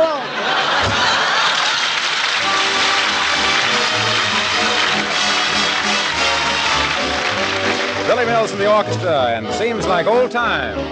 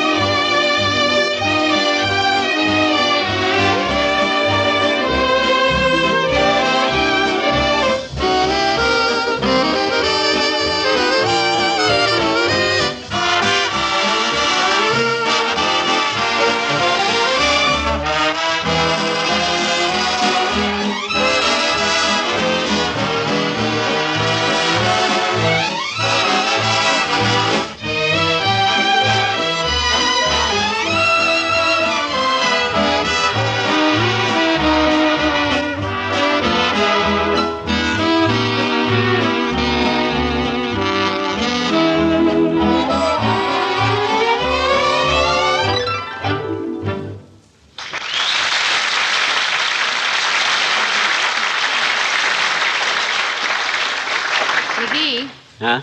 Look, do you think it's true that if a couple have been married a long time like we have, that if one of them thinks very hard about something, the other one usually knows what she's thinking? Absolutely. I've always believed that there. Why? Well, concentrate. I'm thinking of something. What significance, if any, has the 28th of May to you and me? 28th of May, what's your... Oh, my gosh, the 28th of May. Is that today? Indeed it is, dearie. This is the day I get my gray pants back from the cleaners. Hot dog. Imagine you remembering that. That's marvelous, Ma. Thank you. I thought for a minute you weren't going to... Oh, dear. Come in. Oh, hello, Dr. Gamble. Come right in. Thank you, Molly. Hi, Needlepoint. What are you wandering around town for? Get kicked off the staff at the hospital and none too soon? No, sack seat. I just got in a fresh shipment of arsenic, which naturally reminded me of you, so I thought I'd drop in and say hello. Well, it's nice to see you, Doctor. I can return the compliment doubled and redoubled, my dear. Your new hairdo is extremely becoming.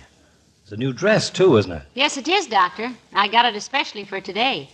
This is a very special occasion for us, you know. It is? Oh, I'll say it is, boy. After 5 weeks, the dry cleaners are finally sending back my gray pants. From the pained expression on your wife's face, Lip Switch, I would say that you were walking down memory lane with one foot in the gutter. Incidentally, Scuttlebutt, I saw an old friend of yours downtown this morning, Otis Cadwallader. Yeah, that fathead is no friend of mine. I hated him in high school, and I hate him now. That apple polisher, bootlicker, teacher's pet. None of mine ever did. You know, Doctor, Otis was sort of an old flame of mine. But she married me. Yes, just goes to show what a drip can do to a flame. Oh, yeah? Well, he wasn't so much competition, Fatso. Molly knew right from the start which was the best man. Of course I did. Then why did you marry this one? Don't answer that. It's too late to do anything about it anyway. But to me, it's like picking a donkey out of a bunch of racehorses. Personally, I think donkeys are cute, Doctor. And I read someplace that donkeys are the most patient of all animals. Thanks, kid. Well, if you'd practiced medicine as long as I have, you'd think that patients were the donkeys of all animals. Which reminds me, I better get back to the barn and look at a few of them. So long, Beauty and the Beast.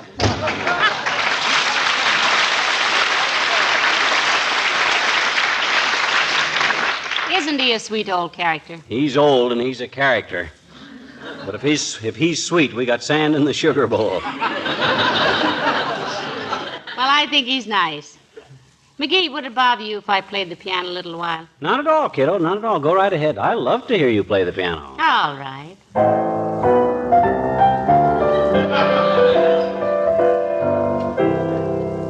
Remind you of anything, dearie? Oh, now, let me see. Oh, I know. Yes, we have no bananas. No, pet. How about this one? Oh, I remember that one. That's, now, wait a minute. It's an old army song, ain't it? No. But if something doesn't happen pretty quick, it's going to be one of the greatest battle hymns of all time.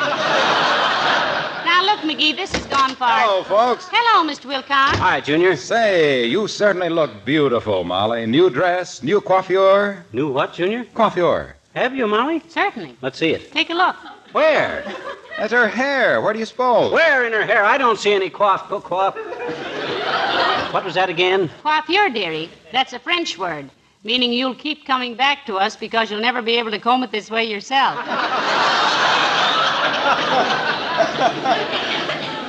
Say, now that you mention it, Molly, I notice you're doing it up different. Looks very chic. Well, thank you very much, sweetheart. You say the nicest things to me, if you're prodded hard enough. Say, Molly, I saw an old friend of yours downtown today, Otis Cadwallader. Yes, I saw him too, Mr. Wilcox. Say, Molly, didn't he once fling a little woo at you? Before you and Fibber decided that a home was warmer than a porch swing? Yes, he did, Junior. He was the banker's son, with the underslung roadster and the wood-burning outfit and the overworked brains. He was such a heel, they say O'Sullivan once sued him for infringement. Oh, now, McGee, Otis was a very nice boy. Though I'll admit I was rather impressed by that big shiny car of his. Well, naturally. Women love to see a well-kept, gleaming automobile. Ladies and gentlemen, will those of you who know what's coming next please jiggle the ground wire of your radio?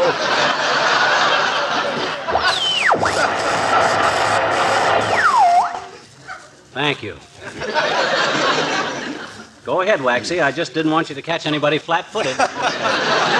Let's play fair with this, I always say. Okay, I was just going to say that a car polished with Johnson's Car New is a good car to ride in. I thought. Because a man who is proud of his car's appearance and careful to protect it against road grime and dust and dampness is probably a careful driver, too. Oh, now, Mr. Wilcox, car new as a safety device is rather far-fetched, isn't it? Well, I don't think so. It's a matter of character. If a driver is reckless with his car's finish, letting it get grimy, spotted, and faded, he's apt to have a don't-care attitude about other things. Yeah, but Cadwallader had 2 chauffeurs to do the work on his, so he doesn't get... Now, there's no hard work to using Johnson's Car New. You know that. He didn't do the work. You just spread it on, let it dry, and wipe it off with a soft cloth. Waited on hand It and foot. cleans as it polishes. Didn't do it himself. Car New is like a paid-up life insurance policy. Why is it, Mr. Wilcox? It protects your finish. Say, pal, speaking of Cadwallader, Doc Gamble says if Molly had her pick between him and you, and took you, what a horrible mug he must have been. I'll say he was a... Hey, now, wait a minute there. You're insinuating The that opinion just expressed was Dr. Gamble's and does not necessarily reflect the opinion of my sponsor, S.C. Johnson & Son Incorporated, or myself. This is the National Broadcast... so long now.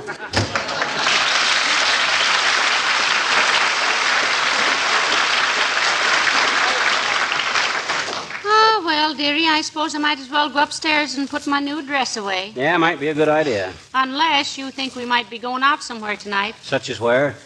Oh, I don't know. Maybe to a restaurant or a nightclub or someplace. Nah, let's save that for some special occasion. Like maybe our anniversary or something. Yeah. Mm-hmm. You know what day this is, don't you? Sure, Tuesday. Hey, when my gray pants come, let me know, will you, Molly? Yes, dearie. Now you just relax and don't get excited about anything. Okay. A-hinting we will go, a-hinting we will go, da-da-da-da-da-da-da-da, a-hinting we will go. A-hinting we will go. Funny how that brogue of hers hangs on. I remember one time... Come in. Hi, mister. Oh, hi there, Teeny. Say, I haven't seen you for a long time. Where have you been the past few weeks? Cut for time. Oh. Well, it's nice to have you back, sis. I was afraid... Hey, what you got on your finger there? Hmm? Oh, this is a cigar band, mister. Willie Toops put it on my finger. We're engaged. You are, eh? Hmm? I says you are, eh? Or what? You're engaged to Willie Toops. Gee, how'd you know, mister? Did Winchell carry it? Doggone it, you just told me yourself. Oh, and it was supposed to be a secret. Gee, will Willie ever be sore if it gets around? No, don't worry, sis. I'll clam up. But aren't you and Willie a trifle damp behind the ears to be considering marriage? Why, mister, I think that when a woman chooses her life partner, it is best that she know him as well as possible. That's what I mean. I believe that with faith and understanding in one another, married people can surmount any obstacles which life may present. Surmount any what, sis? Obstacles? I think you mean obstacles. Okay. Anyway, I have studied Willie's character, and I think he is the type which he will never leave the refrigerator door open.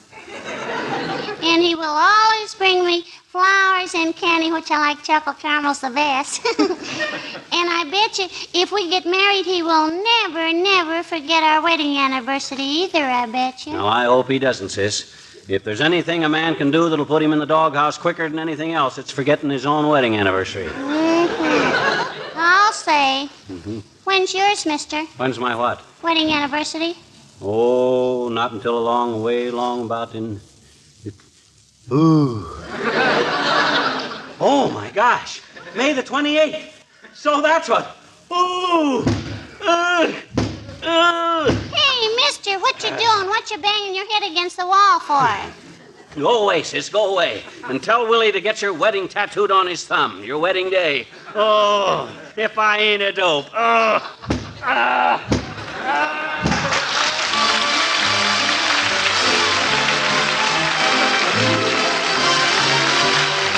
The King's Men sing Out California Way.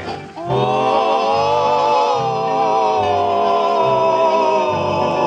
made up my mind to go where I'm always going to stay. I lay a bet you know where, out California way. I'm going to wear my Levi's and lay around all day. My life I'm gonna revise out California way. Got a rope and a saddle that I've learned how to straddle like a old cowhand. I can walk pigeon-toed, I got a sob in my yodel for that sunny wonderland. I'm feeling mighty dreamy. I know I'm going to stray. And then you're going to see me out California way. Got a 10-gallon Stetson, a guitar, took a lesson, got a cowboy vest. Now I sing mighty wistful, got a pearl-handled pistol and a craving for the west. The sun'll soon caress me. Hi-yippee-oh-ki-yay. So, ho, partner, just address me out California way. Out California way. Out California way. Out California way.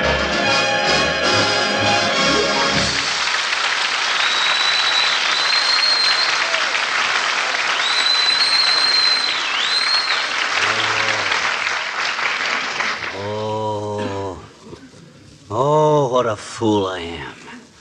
Oh, what a cad. What a rotter. What a thoughtless, selfish, inconsiderate bounder. What a stupid oaf. What a callous jerk. What a mean, narrow, nasty, ingrown egotist. Why, come in. McGees' residence? Yeah? I am from the wistful vista flowers of the language of love, and why not send that dear one a fragrant remembrance florist? 722 Oak Street. Call us at any time. We'll send you rose a poppy or your poppy a rose. Just ask for Sweet William, the florist, who knows. What are you talking about? Package for you. Sign here. What's in it? Flowers. What's the matter? Is your nose deef? Flowers, eh? Now, who's sending my wife flowers? Aha, just as I thought. Happy anniversary to Molly from an old admirer, Otis Cadwallader. Why, that rat. I'll fix him. Where's my fountain pen? Now then. Dear Molly, many happy returns of the day. Your loving husband, Fibber. I'm a dirty, underhanded thief, but anything's fair in love. Hey, Molly. Oh, Molly. Yes, McGee? Package just came for you. Package for me? Yeah. Who on earth is that from? I wasn't expecting it. What is this? Flowers. Looks like it, kiddo. Heavenly days. I wonder who... Oh, dear. Oh, what magnificent roses. Look, McGee, aren't they beautiful? Who sent them? Read the card. I'll bet I know. Dear Molly, many happy returns of... Oh, McGee, you shouldn't have done it. Oh, you darling. You did remember our anniversary. You were fooling me all the time. My gosh, you don't think May 28th is that unimportant to me, do you, baby? I'll admit it was kind of a cruel joke, but look. Get back into that wonderful new dress and we'll have dinner at the Bird of Paradise nightclub. Oh, I've always wanted to go there, dearie. Fine. They say the food is wonderful. Mm-hmm. Imagine me at the Bird of Paradise nightclub. Yeah, great place. They give you a bird in the front room and a pair of dice in the back. Well, in that case, some other place might be. Come in. Oh, Mayor Latrivia. Good day, Your Honor. Good day, Molly. Hello, McGee. Hi, Latriv. Congratulate us, boy. This is our wedding anniversary. Well, I most certainly do congratulate you. When I get home, I shall drink a toast to a lucky man and a courageous woman. Thank you, Mr. Mayor. What do you mean, courageous woman? And just what is that? Excuse me, I don't want to detain you as you must want to go out and celebrate. Right. But I wanted to know if I could borrow a couple of eggs, Molly. Why, certainly, Your Honor. And if you're going to a political meeting, I also have some very ripe tomatoes. I intend to use these eggs not for throwing, but for cooking, Mrs. McGee. What? You a cook, Latriv? Yes, occasionally. I like to get up in the morning and make a batch of pancakes. Isn't that wonderful? I don't cook many things, but I often make batter cakes. You make what? Batter cakes. Not than my wife, you don't make better cakes. I didn't say anything about your wife, McGee. I merely said that I often make batter cakes. If they're not better than mine, whose are they better than? They're not better than anybody's. I was only trying Well, if they're to say not better than anybody's, what are you bragging about? I am not bragging. Good heavens, there are any number of prepared mixtures that one Prepared could... by whom? Well, by whatever company that puts it out, naturally. You mean when you have company, they got to make their own batter cakes? By George Latrivia, if you're hospitality... I didn't say I made my company make their own hospitals. My own batter cakes makes... Look, I don't own it. Now, don't get excited, Mr. Mayor. Heavenly days, if you want to sit around and ask your guests to cook their own breakfast, I'm sure it's... I tell you, I don't sit around on my own guests. I mean, when I start greasing a greedle, greasing a grundle, a girdle, when I make batter cooker bakes, cakes, you would have... I just... Wasn't it enough? I just...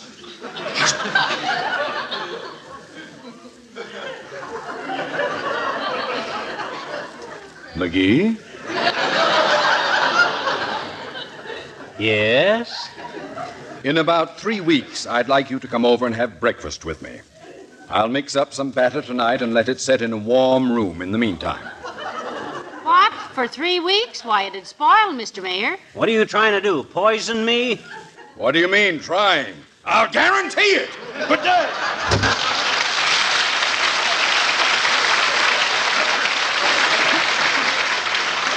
Well, come on, Snoopy. Let's go. Get into your burlap and we'll do the town. Come on, let's go. Oh, McGee, I'm so happy. And to think I thought you'd forgotten what May 28th was. How silly of me. You know, Molly, this really wasn't such a sudden idea, this going out for some nightlife. No? No, all day long I've been wanting to take you to a club. Well, isn't that a coincidence? Why? All day long I've wanted to take a club to you. I see what you mean.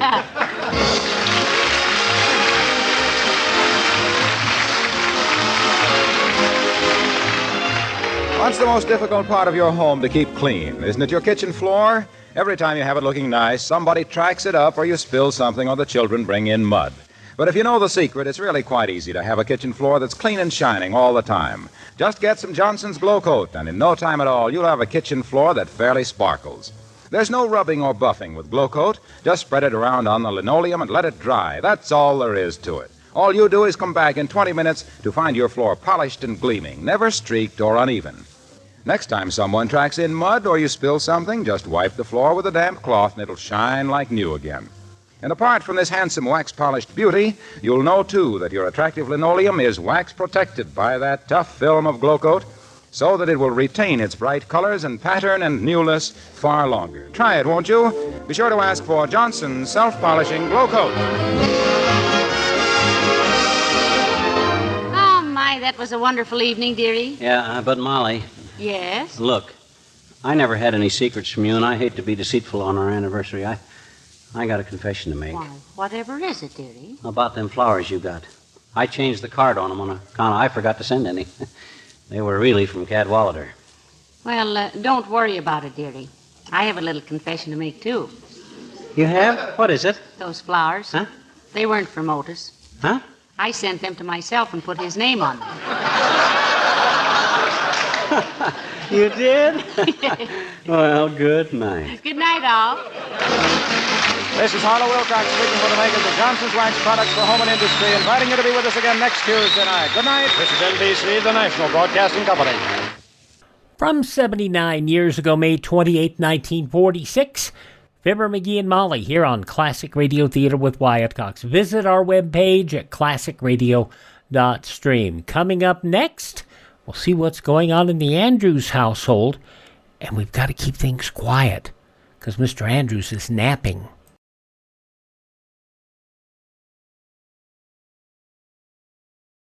You know, this is still the season for carefree holidays and vacations. But don't be carefree on the highway.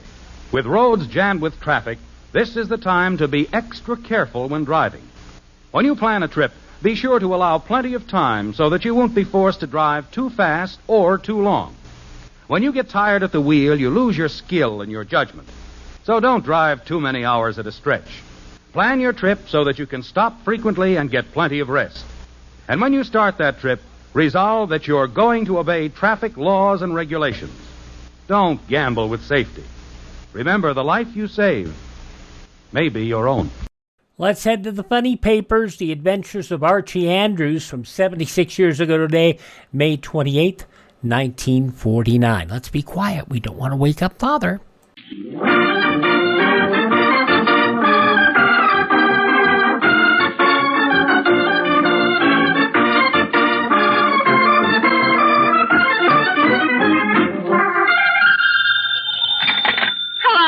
Jughead, this is Archie. Come over right away. It's a matter of life or death. Relax, Archie. Relax. Yes, there he is again. The youngest of millions of readers of Archie Comics magazine know and love so well Archie Andrews and all his gang.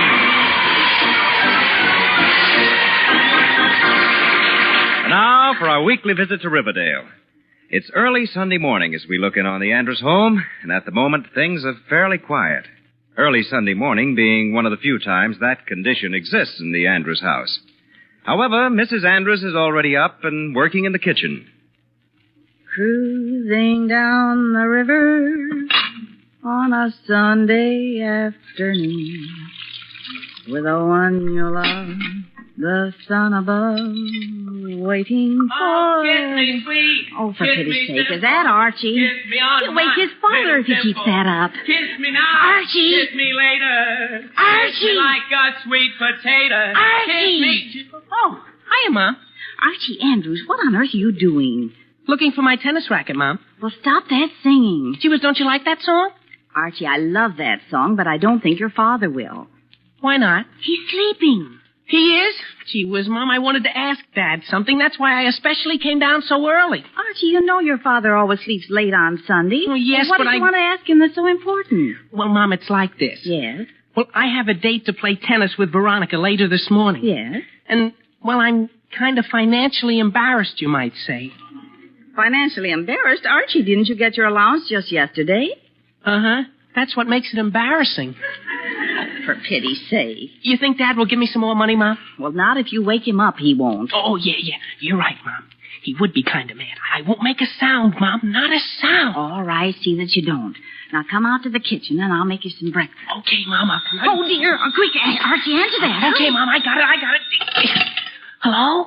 Hello? Hello? Hello? Hello? Oh, Archie, is that you? Yeah, is that you, Betty? Uh-huh. Well, why are you whispering? You got a cold? No, I got a father. What? My father. He's sleeping and I don't want to wake him up. Oh, I see. Well, Archie, I called to ask if you'd like to play tennis this morning. Tennis? I mean tennis? Did you say play tennis, Betty? Uh-huh. It's a wonderful day for tennis. Oh, gee, Betty, I'd love to play tennis, but I have a date. Oh, you do? Uh-huh. I'm sorry, Betty, and I better get off the phone before I wake my father up. Well, all right, Archie. Some other time, perhaps. Yeah, Betty, some other time, Betty. Bye, Betty. Bye. That was Betty. Archie, somehow I managed to gather that for myself. But I wish you wouldn't call you at this hour on Sunday morning. Now, come on out in the kitchen before you wake your... Oh, dear. I got it, Mom. Archie, pick it up. I am, Mom. I am. And be quiet. I'm trying to, Mom. I'm trying. Hello? Hello? Hello? Hello? Hello? Hello? Hello? Hello? Archie? Okay, Mom. Hey, Archie, this is Jughead. Oh, gee whiz, it's Jughead, Mom. Jug, you'll have to whisper louder. I can hardly hear you. Just a minute. I still can't hear you. How's this? I still can't hear you. Can you hear me now? Jug, I can't Archie! I mean, I can't hear you, Jug. Jughead, what are you whispering about? My father's asleep. What are you whispering about? The same thing. You're whispering because my father's asleep? No, Jughead, because my father's asleep. He is? Yes, Jug, he is. Gee whiz, what a coincidence. Yes, Jug, it's a coincidence. Now, Jug, what do you want anyway? I just want to know what you're doing today. Playing tennis with Veronica. She was your? Yes, Jug, I are. I mean, I am. She and I haven't got anything to do. Well, Jug, listen, why don't you call Betty? Betty? Uh-huh. She wants to play tennis, and she has no date. You take her, and we can all play tennis together. Okay, Archie, that's a good idea. Okay, Jug. See you later, Jug. Yeah, bye. Bye, Jug. That was Jug. Archie, I could tell. But if you want your father to give you the money to play tennis, you better come out in the kitchen before you wake him up. Okay, Mom, I am. I don't know why half the town has to call you at this hour anyway. Gee whiz, Mom, was it my fault? No, but you should tell your friends not to call you on Sunday morning. Okay, Mom, but Dad didn't hear the phone, and nobody else is going to call now, and we've got... Oh, boy. Oh, dear, Archie, answer that. Hurry. Okay, Mom, I'll get it. Don't Archie, worry. look out for the broom.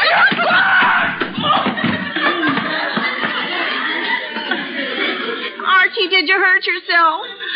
I don't think so, Mom, but I hear bells ringing. That's a telephone. Oh. Get up while I go answer it. Okay, Mom. Oh, my gosh. And be quiet. Oh, that boy. Hello? Hello, Mrs. Andrews. This is Veronica. I hope I didn't wake you. Oh, Veronica, no, dear, you didn't. Oh, that's good. Is Archie up? Well, he's awake, but I wouldn't say he was up. What do you mean? Oh, he tripped over something a minute ago.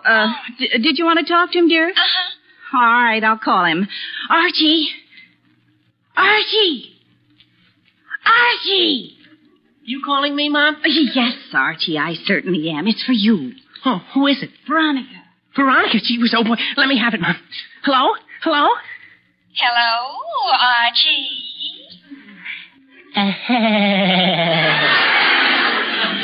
Hi, all Archiekins.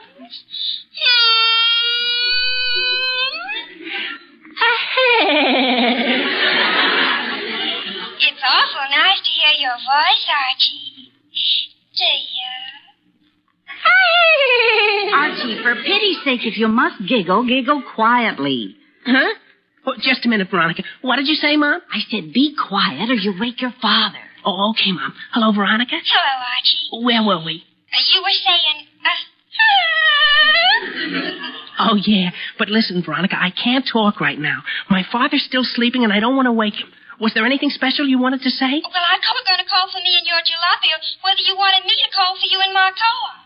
Well, maybe you'd better call for me, Veronica. I'd rather not drive way over to the tennis courts in my jalopy. It isn't working so good. Oh, all right, Archie. I just wanted to be sure. Okay, Veronica. See you later. Well, bye now, Archie. Goodbye now, Veronica. Bye now.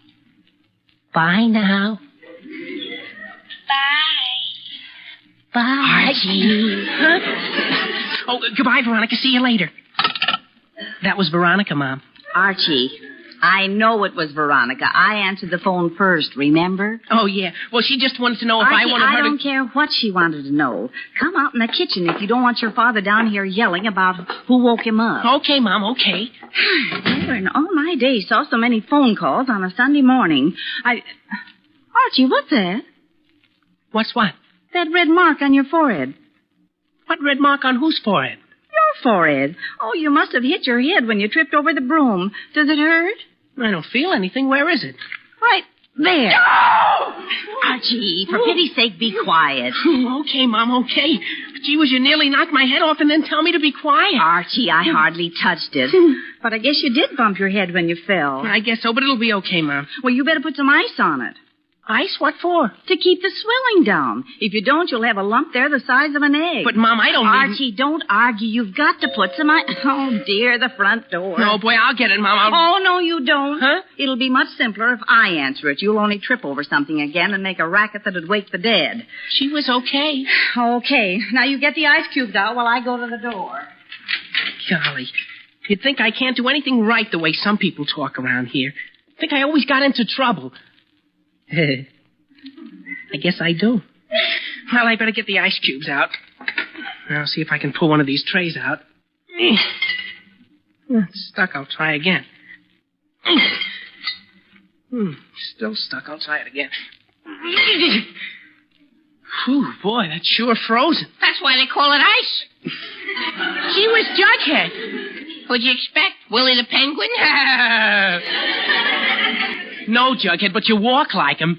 Archie, never mind arguing with Jughead. Get the ice cubes out, and I'll go get the ice bell. Okay, Mom, okay. What do you want the ice for anyway, Archie? I fell and got a lump on my forehead. Oh, is that it right there? No!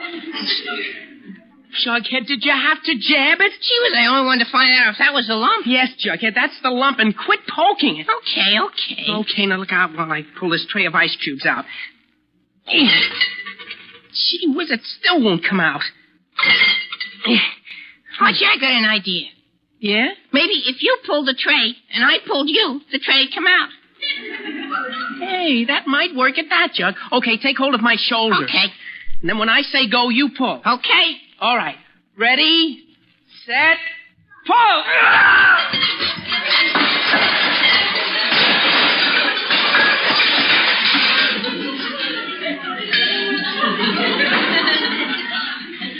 Well, we pulled. Oh, boy, we sure did. We hit the jackpot. Archie, what was that? That was everything in your icebox coming out. Archie Andrews, how on earth did you do that? Mom, I was just... look at those things all over the floor. Yeah, messy, isn't it?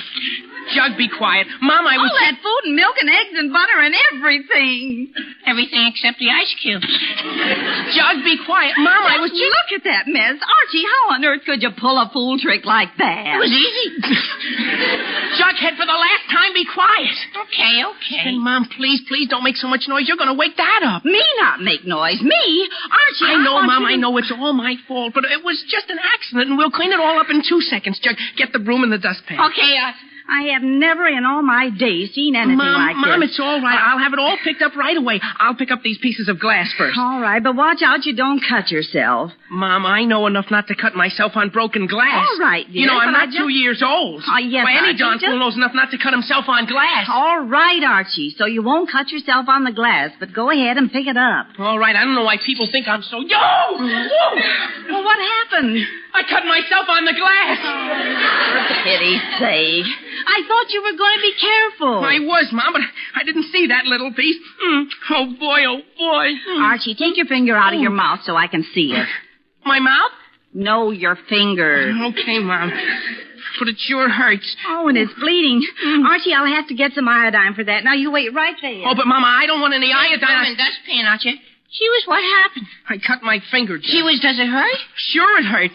Did you ever cut your finger and not have it hurt? You want me to call a doctor? Jughead. Or an ambulance? Or a stretcher? Be brave, Archie, be brave. Jughead! Huh? Jughead, I am being brave, and I don't need a doctor or an ambulance or a stretcher. You don't? No, I don't. For Pete's sake, do you want to wake my father and have him so angry at me that he won't give me any money to go play tennis? I'm sorry. I was just trying to help. Well, I don't need any help, Jug, and just... Iodine. Now, Archie, where's your finger? What do you mean, where? Did he cut it off? Jughead, be quiet. Archie, give me your finger. Give you his finger. Jughead, be quiet. Archie, hold out your finger. But, Mom, it doesn't need any iodine. Archie, Stop bleeding now. Archie, and that's to burn something awful. Archie, will you please stop making such a fuss about a little iodine? Oh, but, Mom, you keep up that racket and you wake your father sure as can be. She was okay, Mom. Put the iodine on, but be careful, huh? I will. Now hold your hand still. I don't want to spill it. Okay, but be careful now. Now, don't worry, Archie. I'll just tilt the bottle. Jughead, what's hurting you? I can't stand the look. Jug, then close your eyes. Come on, Mom. Let's get this over and done with. Archie, I'm trying to. Just hold still. There. Now, that didn't hurt, did it? Gee whiz, it didn't. Well, that's funny. Gee whiz, Mom, that's the first time you ever put iodine on a cut and it didn't... Oh! Ow! Archie, be quiet. With my whole finger falling off? Ow! Oh, Archie, it'll stop in a minute. Oh, Mom! Ow! Oh. Archie, if you wake your father, I'll be angry. Okay, Mom, okay. Oh, it's stopping now. Oh, boy, but that sure burns. Boy. Oh, thank goodness that's over. And it's a good thing for you that your father's a heavy sleeper. Otherwise, he'd be down. Otherwise, he'd... Jughead, do you have to hiccup like that?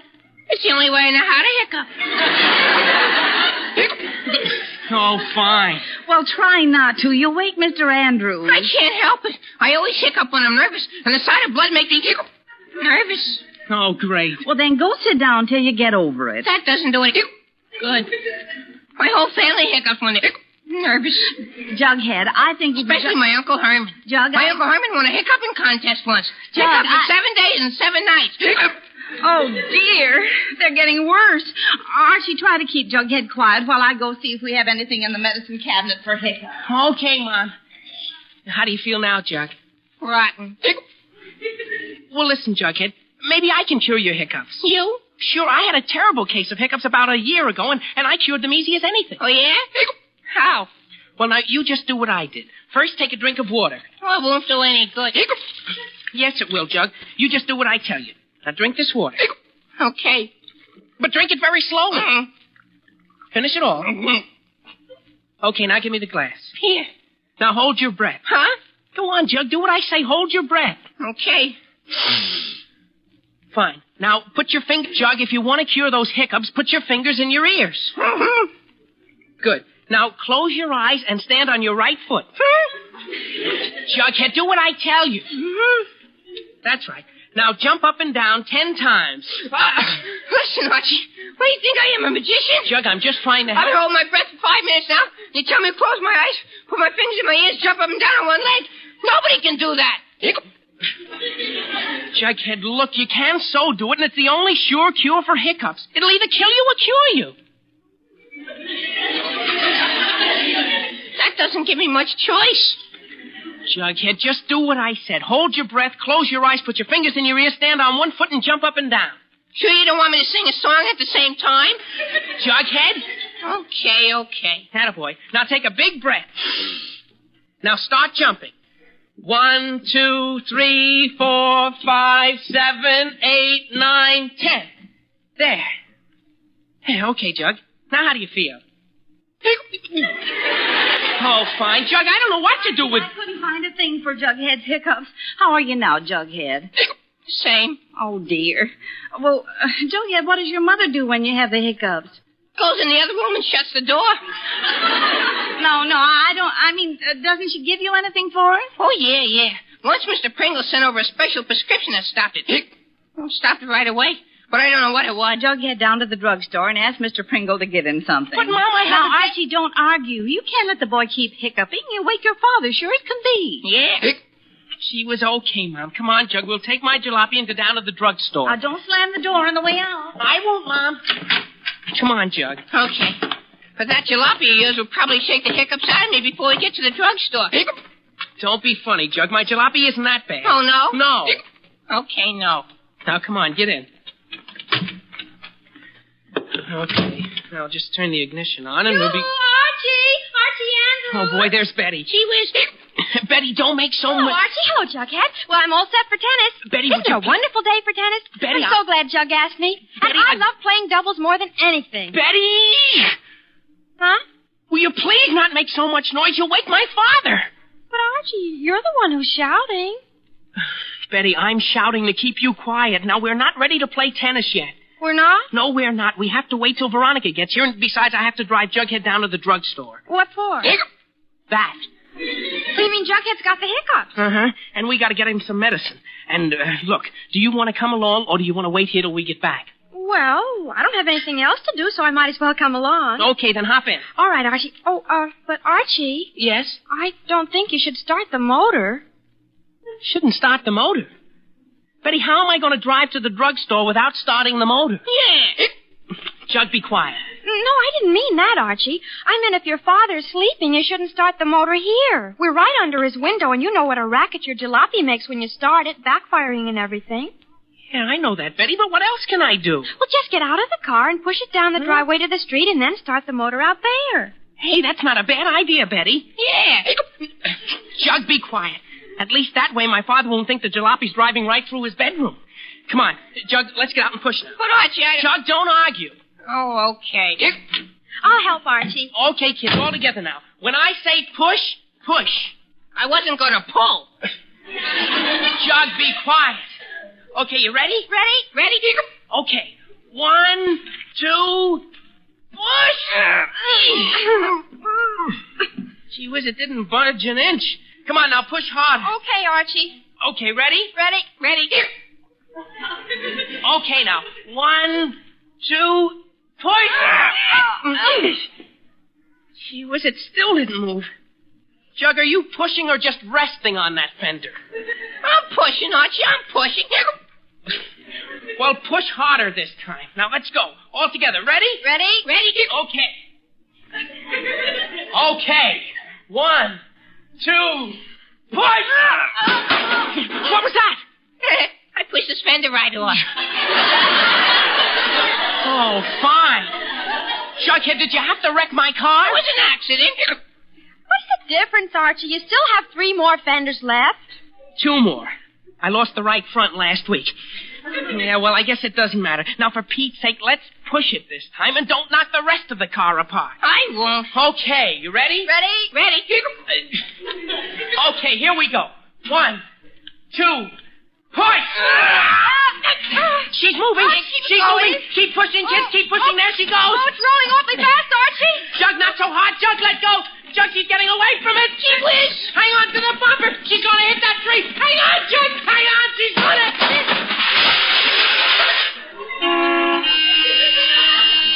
Oh, well, that wasn't so... Hey, what's that? Gee whiz, the bump set off the horn. Oh, boy, Jug, shut it off. I'm trying to, but the horn button doesn't do anything. Oh, boy, we must have knocked the wire loose. Oh, Archie, do something. Well, what can I do? Disconnect something. Okay, Jug, get the pliers out of the back seat while I open the hood. Okay. Oh, boy, what a racket. Archie, hurry or you'll wake your father up. Betty, I know that. Jug, where are those pliers? I'm looking for Archie. What's the matter? The horn's blowing. I can hear that. Shut it off. Mom, I'm trying. Jug, where are those pliers? Here you are, Archie. Attaboy. Now, I'll just cut this wire to the horn. This'll do it. There. It's still blowing. Oh, fine. I cut the headlight wire. Oh, golly. Well, cut another wire. Hurry. I am, Mom, I am. Must be this wire here, yeah. That didn't do anything either. Gee whiz, that must have been the generator wire. Archie, stop that horn. Mom, I'm trying to. Oh, golly. Try that wire, Archie. Yeah, I'll try that one, Jug. There, it's off. I mean, it's off now? Thank goodness. Boy. At last. Archie, how did you ever let a thing like that happen? You know your father's sleeping. Was sleeping. Well, he still is sleeping, I guess, or he'd be bawling us out by now. Archie, it's a good thing your father's a heavy sleeper. Gee, Mom, I was just trying to be quiet. That's how it all happened. You see, I didn't want to start the motor near the house because it makes so much noise, so Jug and I got out. Archie, never mind that now. If you and Jughead are going to the drugstore, go ahead. Hey, gee whiz. What's the matter? You know, the excitement, my hiccup stopped. Oh, fine. Golly. For pity's sake. Jughead, you mean your hiccups are cured? Uh-huh. Too bad. I was hoping I could break my Uncle Herman's record. Jughead, never mind your Uncle Herman's record. Your hiccups are cured and that's settled. Now, for pity's sake, let's all go into the house. Oh, Betty, what is it? Smoke? What smoke? Coming out of the kitchen. Oh, dear, I left the toaster on. Hurry before something catches fire. Oh, boy, that's sure a lot of smoke. And how? I didn't know burnt toast could make so much smoke. Oh, neither did I. Oh, dear, I can't see a thing. Archie, we have to open the doors and windows. Jughead, open the windows over the sink. Okay, Mrs. Daly. Archie, you go open the windows near the ice pot. Okay, Mom. Betty, you just stay right where you are. I'll go open the windows near the stove. Okay, Mrs. Andrews. Oh, golly. Oh, what's the matter, Betty? I don't feel so good. All this smoke. I think I'm going to faint. Oh, dear. Betty, go in the other room and get some fresh air. I'm too dizzy. Oh, dear. Archie, get Betty out of here. Okay, Mom, I will. Where are you, Betty? I can't see you. I'm right here, Archie. Okay, Betty. Yeah, I got you. Yeah, I'll carry out, Betty. Hold tight. Archie, put me down. Jughead, am I carrying you? You sure are. Oh, fine. Gee whiz, did you have to put me down so quick? Jug, be quiet. Betty, where are you? Here. Oh, okay. Yeah, I got you, Betty. There. Archie, put me down. Oh. Gee whiz, Mom, is that you? Certainly is. Put me down and go find Betty. Okay, Mom, I'm trying. Why, I got her. Jughead, put me down. Gee whiz, Archie. I thought you were too heavy for Betty. You! Did you have to drop me? What do you want, an escalator to the ground floor? Boy, stop swabbling and find Betty. Okay, Mom, okay. Betty, where are you? Right here. Oh, is that you, Betty? Yes, Archie. Oh, good. I'll have you out of here in just a second, Betty. Up we go. My hero. Oh, I'll get out as soon as we open these windows. Just open that back door. Okay. Now, how do you feel now, Betty? Oh, much better now, Archie. Good. As soon as got you outside, I'll go back in. Archie Andrews, if that isn't a lovely picture. Yeah, I thought she was Veronica. Did you have to drop me, Archie? Oh, Betty, I'm You awfully think you sorry. deserve anything better, Miss Cooper? Just what did you mean by that, Miss Lodge? What's all the It noise so about- happens I have a date with Archie. What are you doing in his arms? None of your Veronica, business. Now, Betty, don't start a fight. Archie, Oh, is that so? Well, I won't have a little cat like you stealing my boyfriend. Veronica, Cat, who's the please. cat, you flirt? Betty, I won't- I'll scratch your eyes out. Veronica, You will, don't. Archie. Try. Who hit me? Betty, don't. Veronica, Betty, Veronica, stop it. Stop it. Now, just a minute here. Just 1 minute. Just a minute. Now, that's better. Now listen to me, all of you. This nonsense has gone far enough. Too far, in fact. Yes, Mrs. Andrews. Yes, Mom. Uh-huh. Doug, be quiet. Now, all I've asked of any of you is that you be a little quiet around here this morning so that Mr. Andrews could get some sleep. And what happens? You all wind up fighting like a bunch of alley cats. I wasn't fighting like a bunch of alley cats. Jughead, be quiet. The fact remains I'm still ashamed of you children, completely and utterly ashamed of you, acting like you had no manners at all. And if Mr. Andrews comes marching down here in 2 seconds, absolutely furious with all of you, and I'm sure he will be, I'm not going to say one word in your defense, not a single word. Now, is that clear? Yes, Mrs. Andrews. Yes, Mom. Sure. Jug, be quiet. Now, I want all of you to... Well, good morning, everybody. How's everything? Oh, Fred. Well, children, I told you this would happen.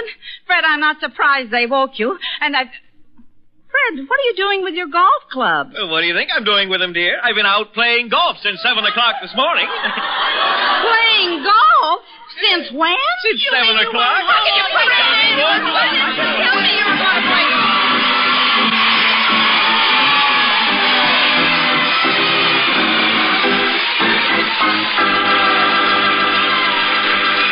The Andrews will be back in just a minute, but first, everyone, I'm sure, thinks about the opportunity he'll have to get ahead someday. Thinks of how comfortable and happy he and his family are going to be in the future. But does everybody think of saving for that brighter future? Do you? Well, you better start thinking about saving, and more important, start saving. And there's no better time than right now. Right now, during the 1949 Opportunity Savings Bonds Drive. The payroll savings plan where you work makes savings safe, profitable, sure United States savings bonds.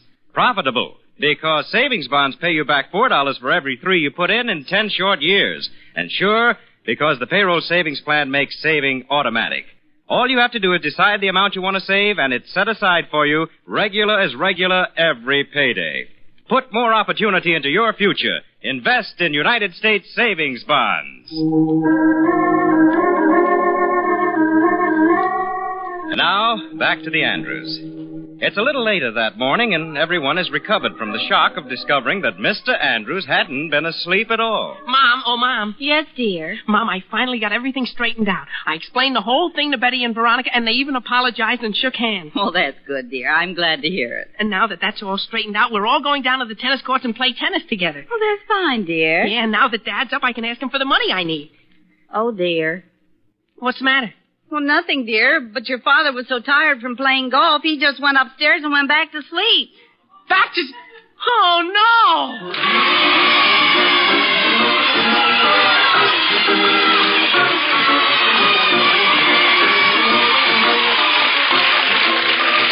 You've been listening to another chapter of The Adventures of Archie Andrews, written by Carl Jampel and based on the copyrighted feature appearing in Archie Comics magazine.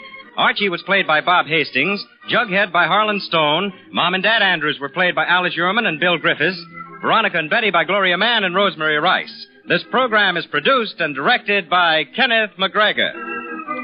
Listen next Saturday for more of the merry adventures of Archie Andrews. And remember that on and after June 8th, Archie Andrews will be heard over most of these stations on Wednesday nights at 8:30 p.m. Eastern Daylight Savings Time. Remember, after June 8th, we'll be heard Wednesday nights at 8:30 p.m. Eastern Daylight Savings Time.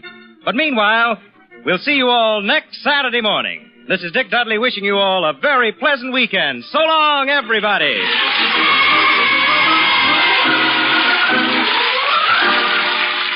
Yeah, as Dick Dudley said there, The show was aired in the morning times, most of the time, on Saturday mornings. But during the summer months, they moved it to the evening hours as a summer replacement series for various and sundry programs. Going back to May 28th, 1949, The Adventures of Archie Andrews here on Classic Radio Theater with Wyatt Cox. Visit our webpage at classicradio.stream, and up next, an episode of Lum and Abner.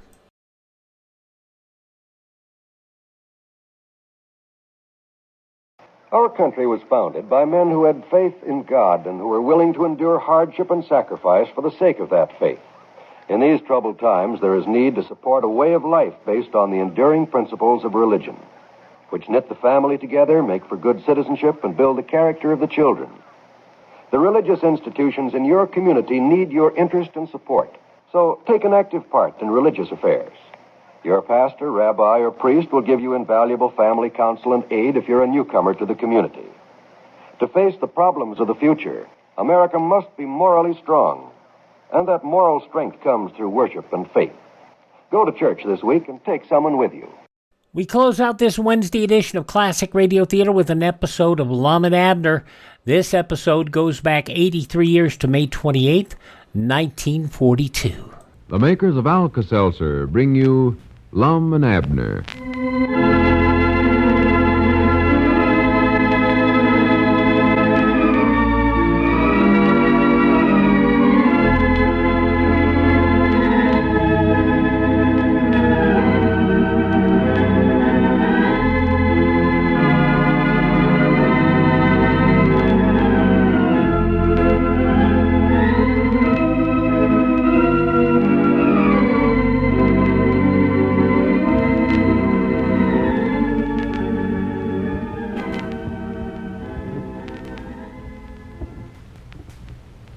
You know, folks, since we're all working so much harder these days, those of us who are lucky enough to get summer vacations this year will appreciate that rest and relaxation more than ever. Now, wherever you go and whatever you do, here's hoping you have the good time and the good rest you've earned. And with that same thought in mind, may we suggest that you take along a good supply of Alka-Seltzer tablets.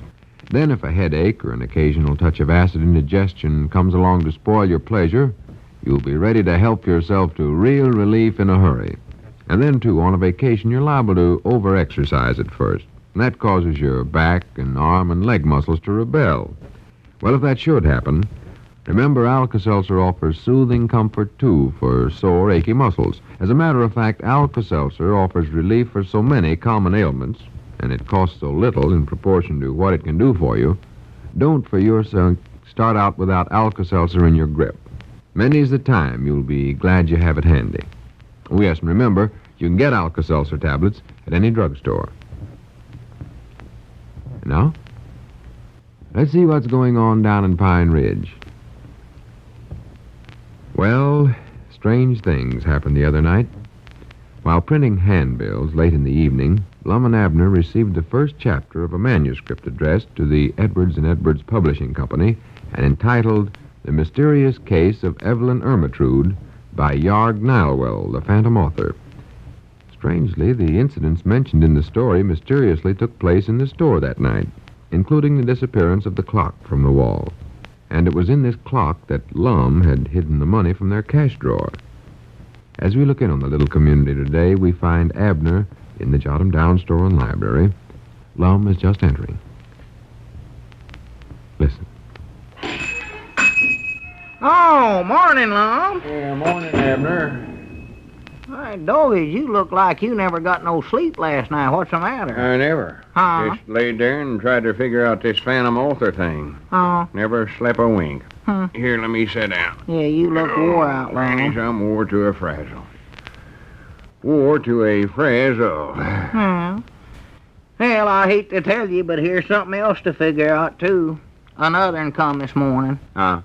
Another chapter that the mysterious case of Evelyn Ermyntrude come this morning. Oh, my goodness. Yeah, it was stuck in the door when I opened up there this morning.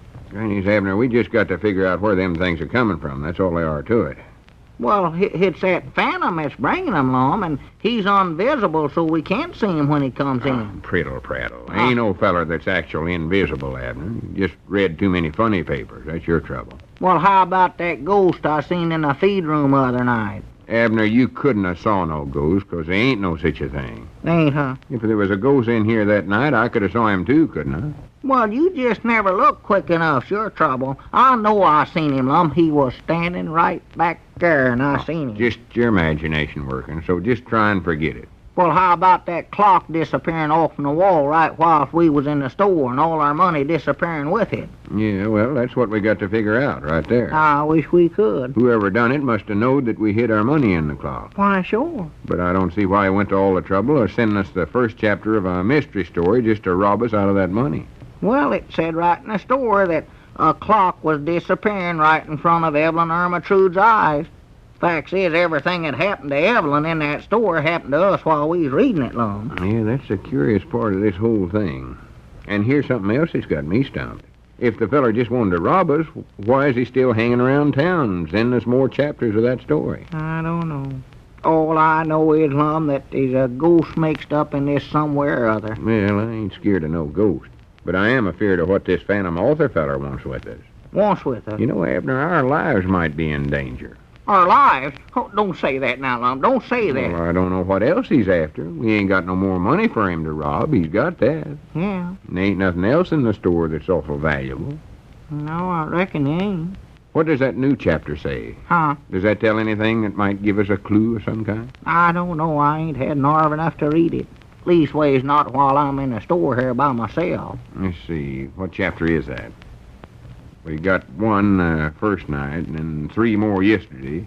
That must be chapter 5. Must be, I reckon. Well, here, you can read it if you want to. I know I ain't going to do it. Here, take the thing. I don't want it. Let's see. Whereabouts did we leave Evelyn Ermintrude in the last chapter? Why, she fainted when she seen the ghost in that forbidden room. I recollect that. Well, that was in the first chapter she done that. Huh? Then the next morning she come to and found herself back in her own room, don't you recollect? Oh, yeah. And she decided she'd go right to her steppapa and ask him flat-footed what was in that room. That's right. But when she got in his room, she found that he'd just been poisoned.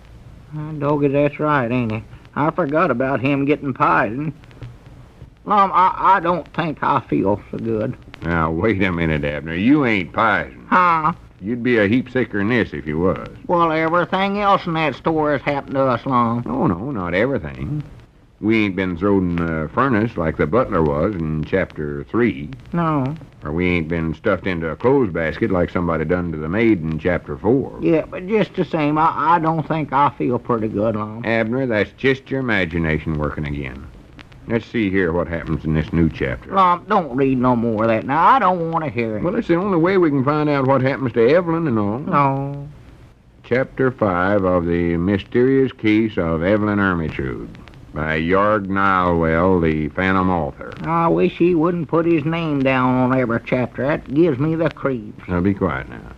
The strange incidents of the past few days had struck terror into the heart of Evelyn Ermintrude. And me. And she was beginning to look like some wild hunted creature. I know just how she feels. She realized with alarm that the household was dwindling fast. First it was her stepfather, then the butler, now the maid. Evelyn was alone in the old mansion except for her stepmother and the ghost. He weren't there the other night. He was right here in this store. Oh, he weren't no such He was done it well, now, Lum. Be quiet. Who committed these crimes, and what secret does the forbidden room hold? Lum, now, don't read that like that. Don't make it no scarier than it is. Where was I at? Huh? Who committed these crimes, and what secret does the forbidden room hold? Evelyn asked herself over and over again. She knew it could not be her stepmother, because she had long been an invalid, confined to her bed. It was that ghost, that's who it was. Abner, I told you to forget about him. Go on. So Evelyn decided she would go to her stepmother's room and ask her if she knew anything about the secret of the forbidden room. I wish she'd find it. Gathering up all her courage, Evelyn went upstairs and tapped on her stepmother's room. Hearing no answer, she went in. And there, before her startled eyes, Evelyn saw an empty bed. He got her stepmama, too. That's what he did. She turned to flee from the room, but the door was locked.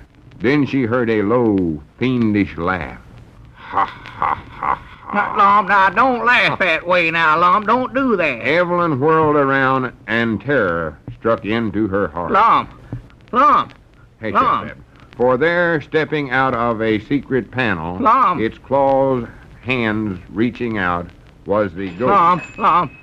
There he is, Lum. Huh? There's a ghost coming in the front door there. Look Oh, here, my Lum. goodness. I told you I seen him the other night. Dennis, I never thought they'd come in the Go daytime. on, get away from here now. Get out of here. Get out. Wonderful world. Did you say wonderful world? Yes, Mom. Doggies, how'd he learn to say that, Lum? Wait a minute. That voice is familiar. Is that you, Cedric? Yes, Mom. Did I scare you, fellas? Oh, for the land's sake. Cedric, get that ghost outfit off now so I can tell for sure. Yes, Mom, I'll take it off. Well, get that thing off of there. Dennis, what's the big idea of all this nonsense, Cedric? You might not scared the daylights out of us. Or out of Abner, leastways. Did I, sure enough? Well, I weren't actual scared, I don't think. Just a little, maybe. And where in the world did you get this story about Evelyn Ermintrude? Story? What story? Why, the one you've been sending us chapter at a time. And what did you do with our clock, too? I never done nothing with your clock. Well, weren't you in the store the other night in your ghost outfit, Cedric? No, Mom. Never had this on before today. Huh? I just now found it out there in back of the store. Found it? Sort of hid up under the loading platform back there. It was? Yes, Mom. Granny, there must be a phantom author after all, then, Abner. Leastways, we know he ain't no ghost, though. Well, maybe the ghost just wears this outfit at night, Lum. Maybe it's too hot for him to wear it in the daytime. Don't be silly, Abner. Ghost couldn't do no such a thing as that. Hey, Doggy, Mom, you reckon our clock might be hid back there under that loading platform, too? No, I don't reckon so. More likely made off with that. Or at least he's taking the money out of it. Well, I believe I better go back there and take a look for it. Say, Cedric, have you ever heard of anybody by the name of Yarg Nilewell? No, Mom, I don't think I have. Is he a feller in that story you was talking about? No, he's the feller that's supposed to have wrote it. Well, I wished you'd read it to me, Mr. Lum. I just love to hear stories. Boy. Well, let's see here. Sort of anxious to hear how this comes out myself. Where was I at? Yeah. Stepping out of a secret panel, its claw hands reaching out, was the ghost. Ghost? Oh, is this story about me? The one you're reading? No, of course not. As the long claw hands came close and closer to Evelyn, she gave a loud scream and ran toward the window. But before she could reach it, the floor suddenly opened up, and Evelyn Ermintrude disappeared. Gee, whereabouts did she disappear to, Mr. Lum? Read what's next there. Well, that's all he is, Cedric. Says here, to be continued. That's the way this story's been coming, chapter at a time. And he always puts on there, to be continued. Oh, on it anyway. I'd sure like to know where she... Say, where's Mr. Abner? Abner? Why, he's right... Abner? Abner? Abner! Whereabouts are you at, Abner? Hey, Abner! He was here just a minute ago. Oh, my goodness, Cedric. Abner's disappeared. Just like in the story. Was Abner in the story, too? What was that? I don't know. It sounded like glass breaking. Oh, looky there. Somebody throwed a rock through the window. And there's a note tied on it, Mr. Lum. A note? Yes, Mom. Here, I'll get it for you. Granny, Cedric. I don't know what's going on here, but it's got to stop. That's all there are to it. Here you are, Mr. Lum. Here, read that. See what it says. It says, do you want to know where Evelyn Ermintrude is? Be in your store tomorrow night at 12 midnight. The Phantom Author will reveal all. Well, good for the Phantom Author. Yes, and good for Alka-Seltzer for offering such fast, welcome relief in headaches and simple neuralgia. You know, folks, Alka-Seltzer really does offer surprisingly quick and effective relief for headaches, and I'll tell you why. When you dissolve an Alka-Seltzer tablet or two in a glass of water like this, listen to it fizz. The analgesic pain reliever which it contains goes into complete solution. Then you drink it down, and the pain reliever goes to work fast to ease that dull, aching head. And say you'll enjoy Alka-Seltzer's pleasant, refreshing taste, too. But most of all, you'll enjoy the soothing help it brings. Honestly, you'll never know how much better Alka-Seltzer can make you feel until you try it. Now, here's a good idea. Get 2 packages of Alka-Seltzer from your druggist the next time you're in his store.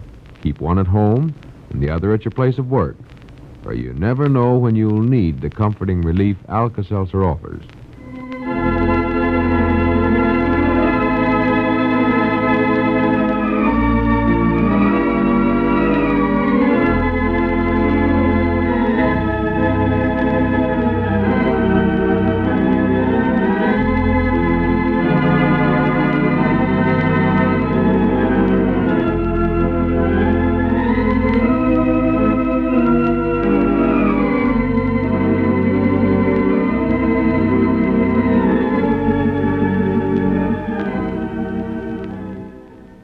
And from 83 years ago, May 28, 1942, Lum and Abner here on Classic Radio Theater with Wyatt Cox. Join us tomorrow for Father Knows Best, a full half hour with Lum and Abner from 1949, the biography and sound tribute to the life of Fred Allen and Vic and Sade. See you tomorrow for more Classic Radio Theater. I'm Wyatt Cox.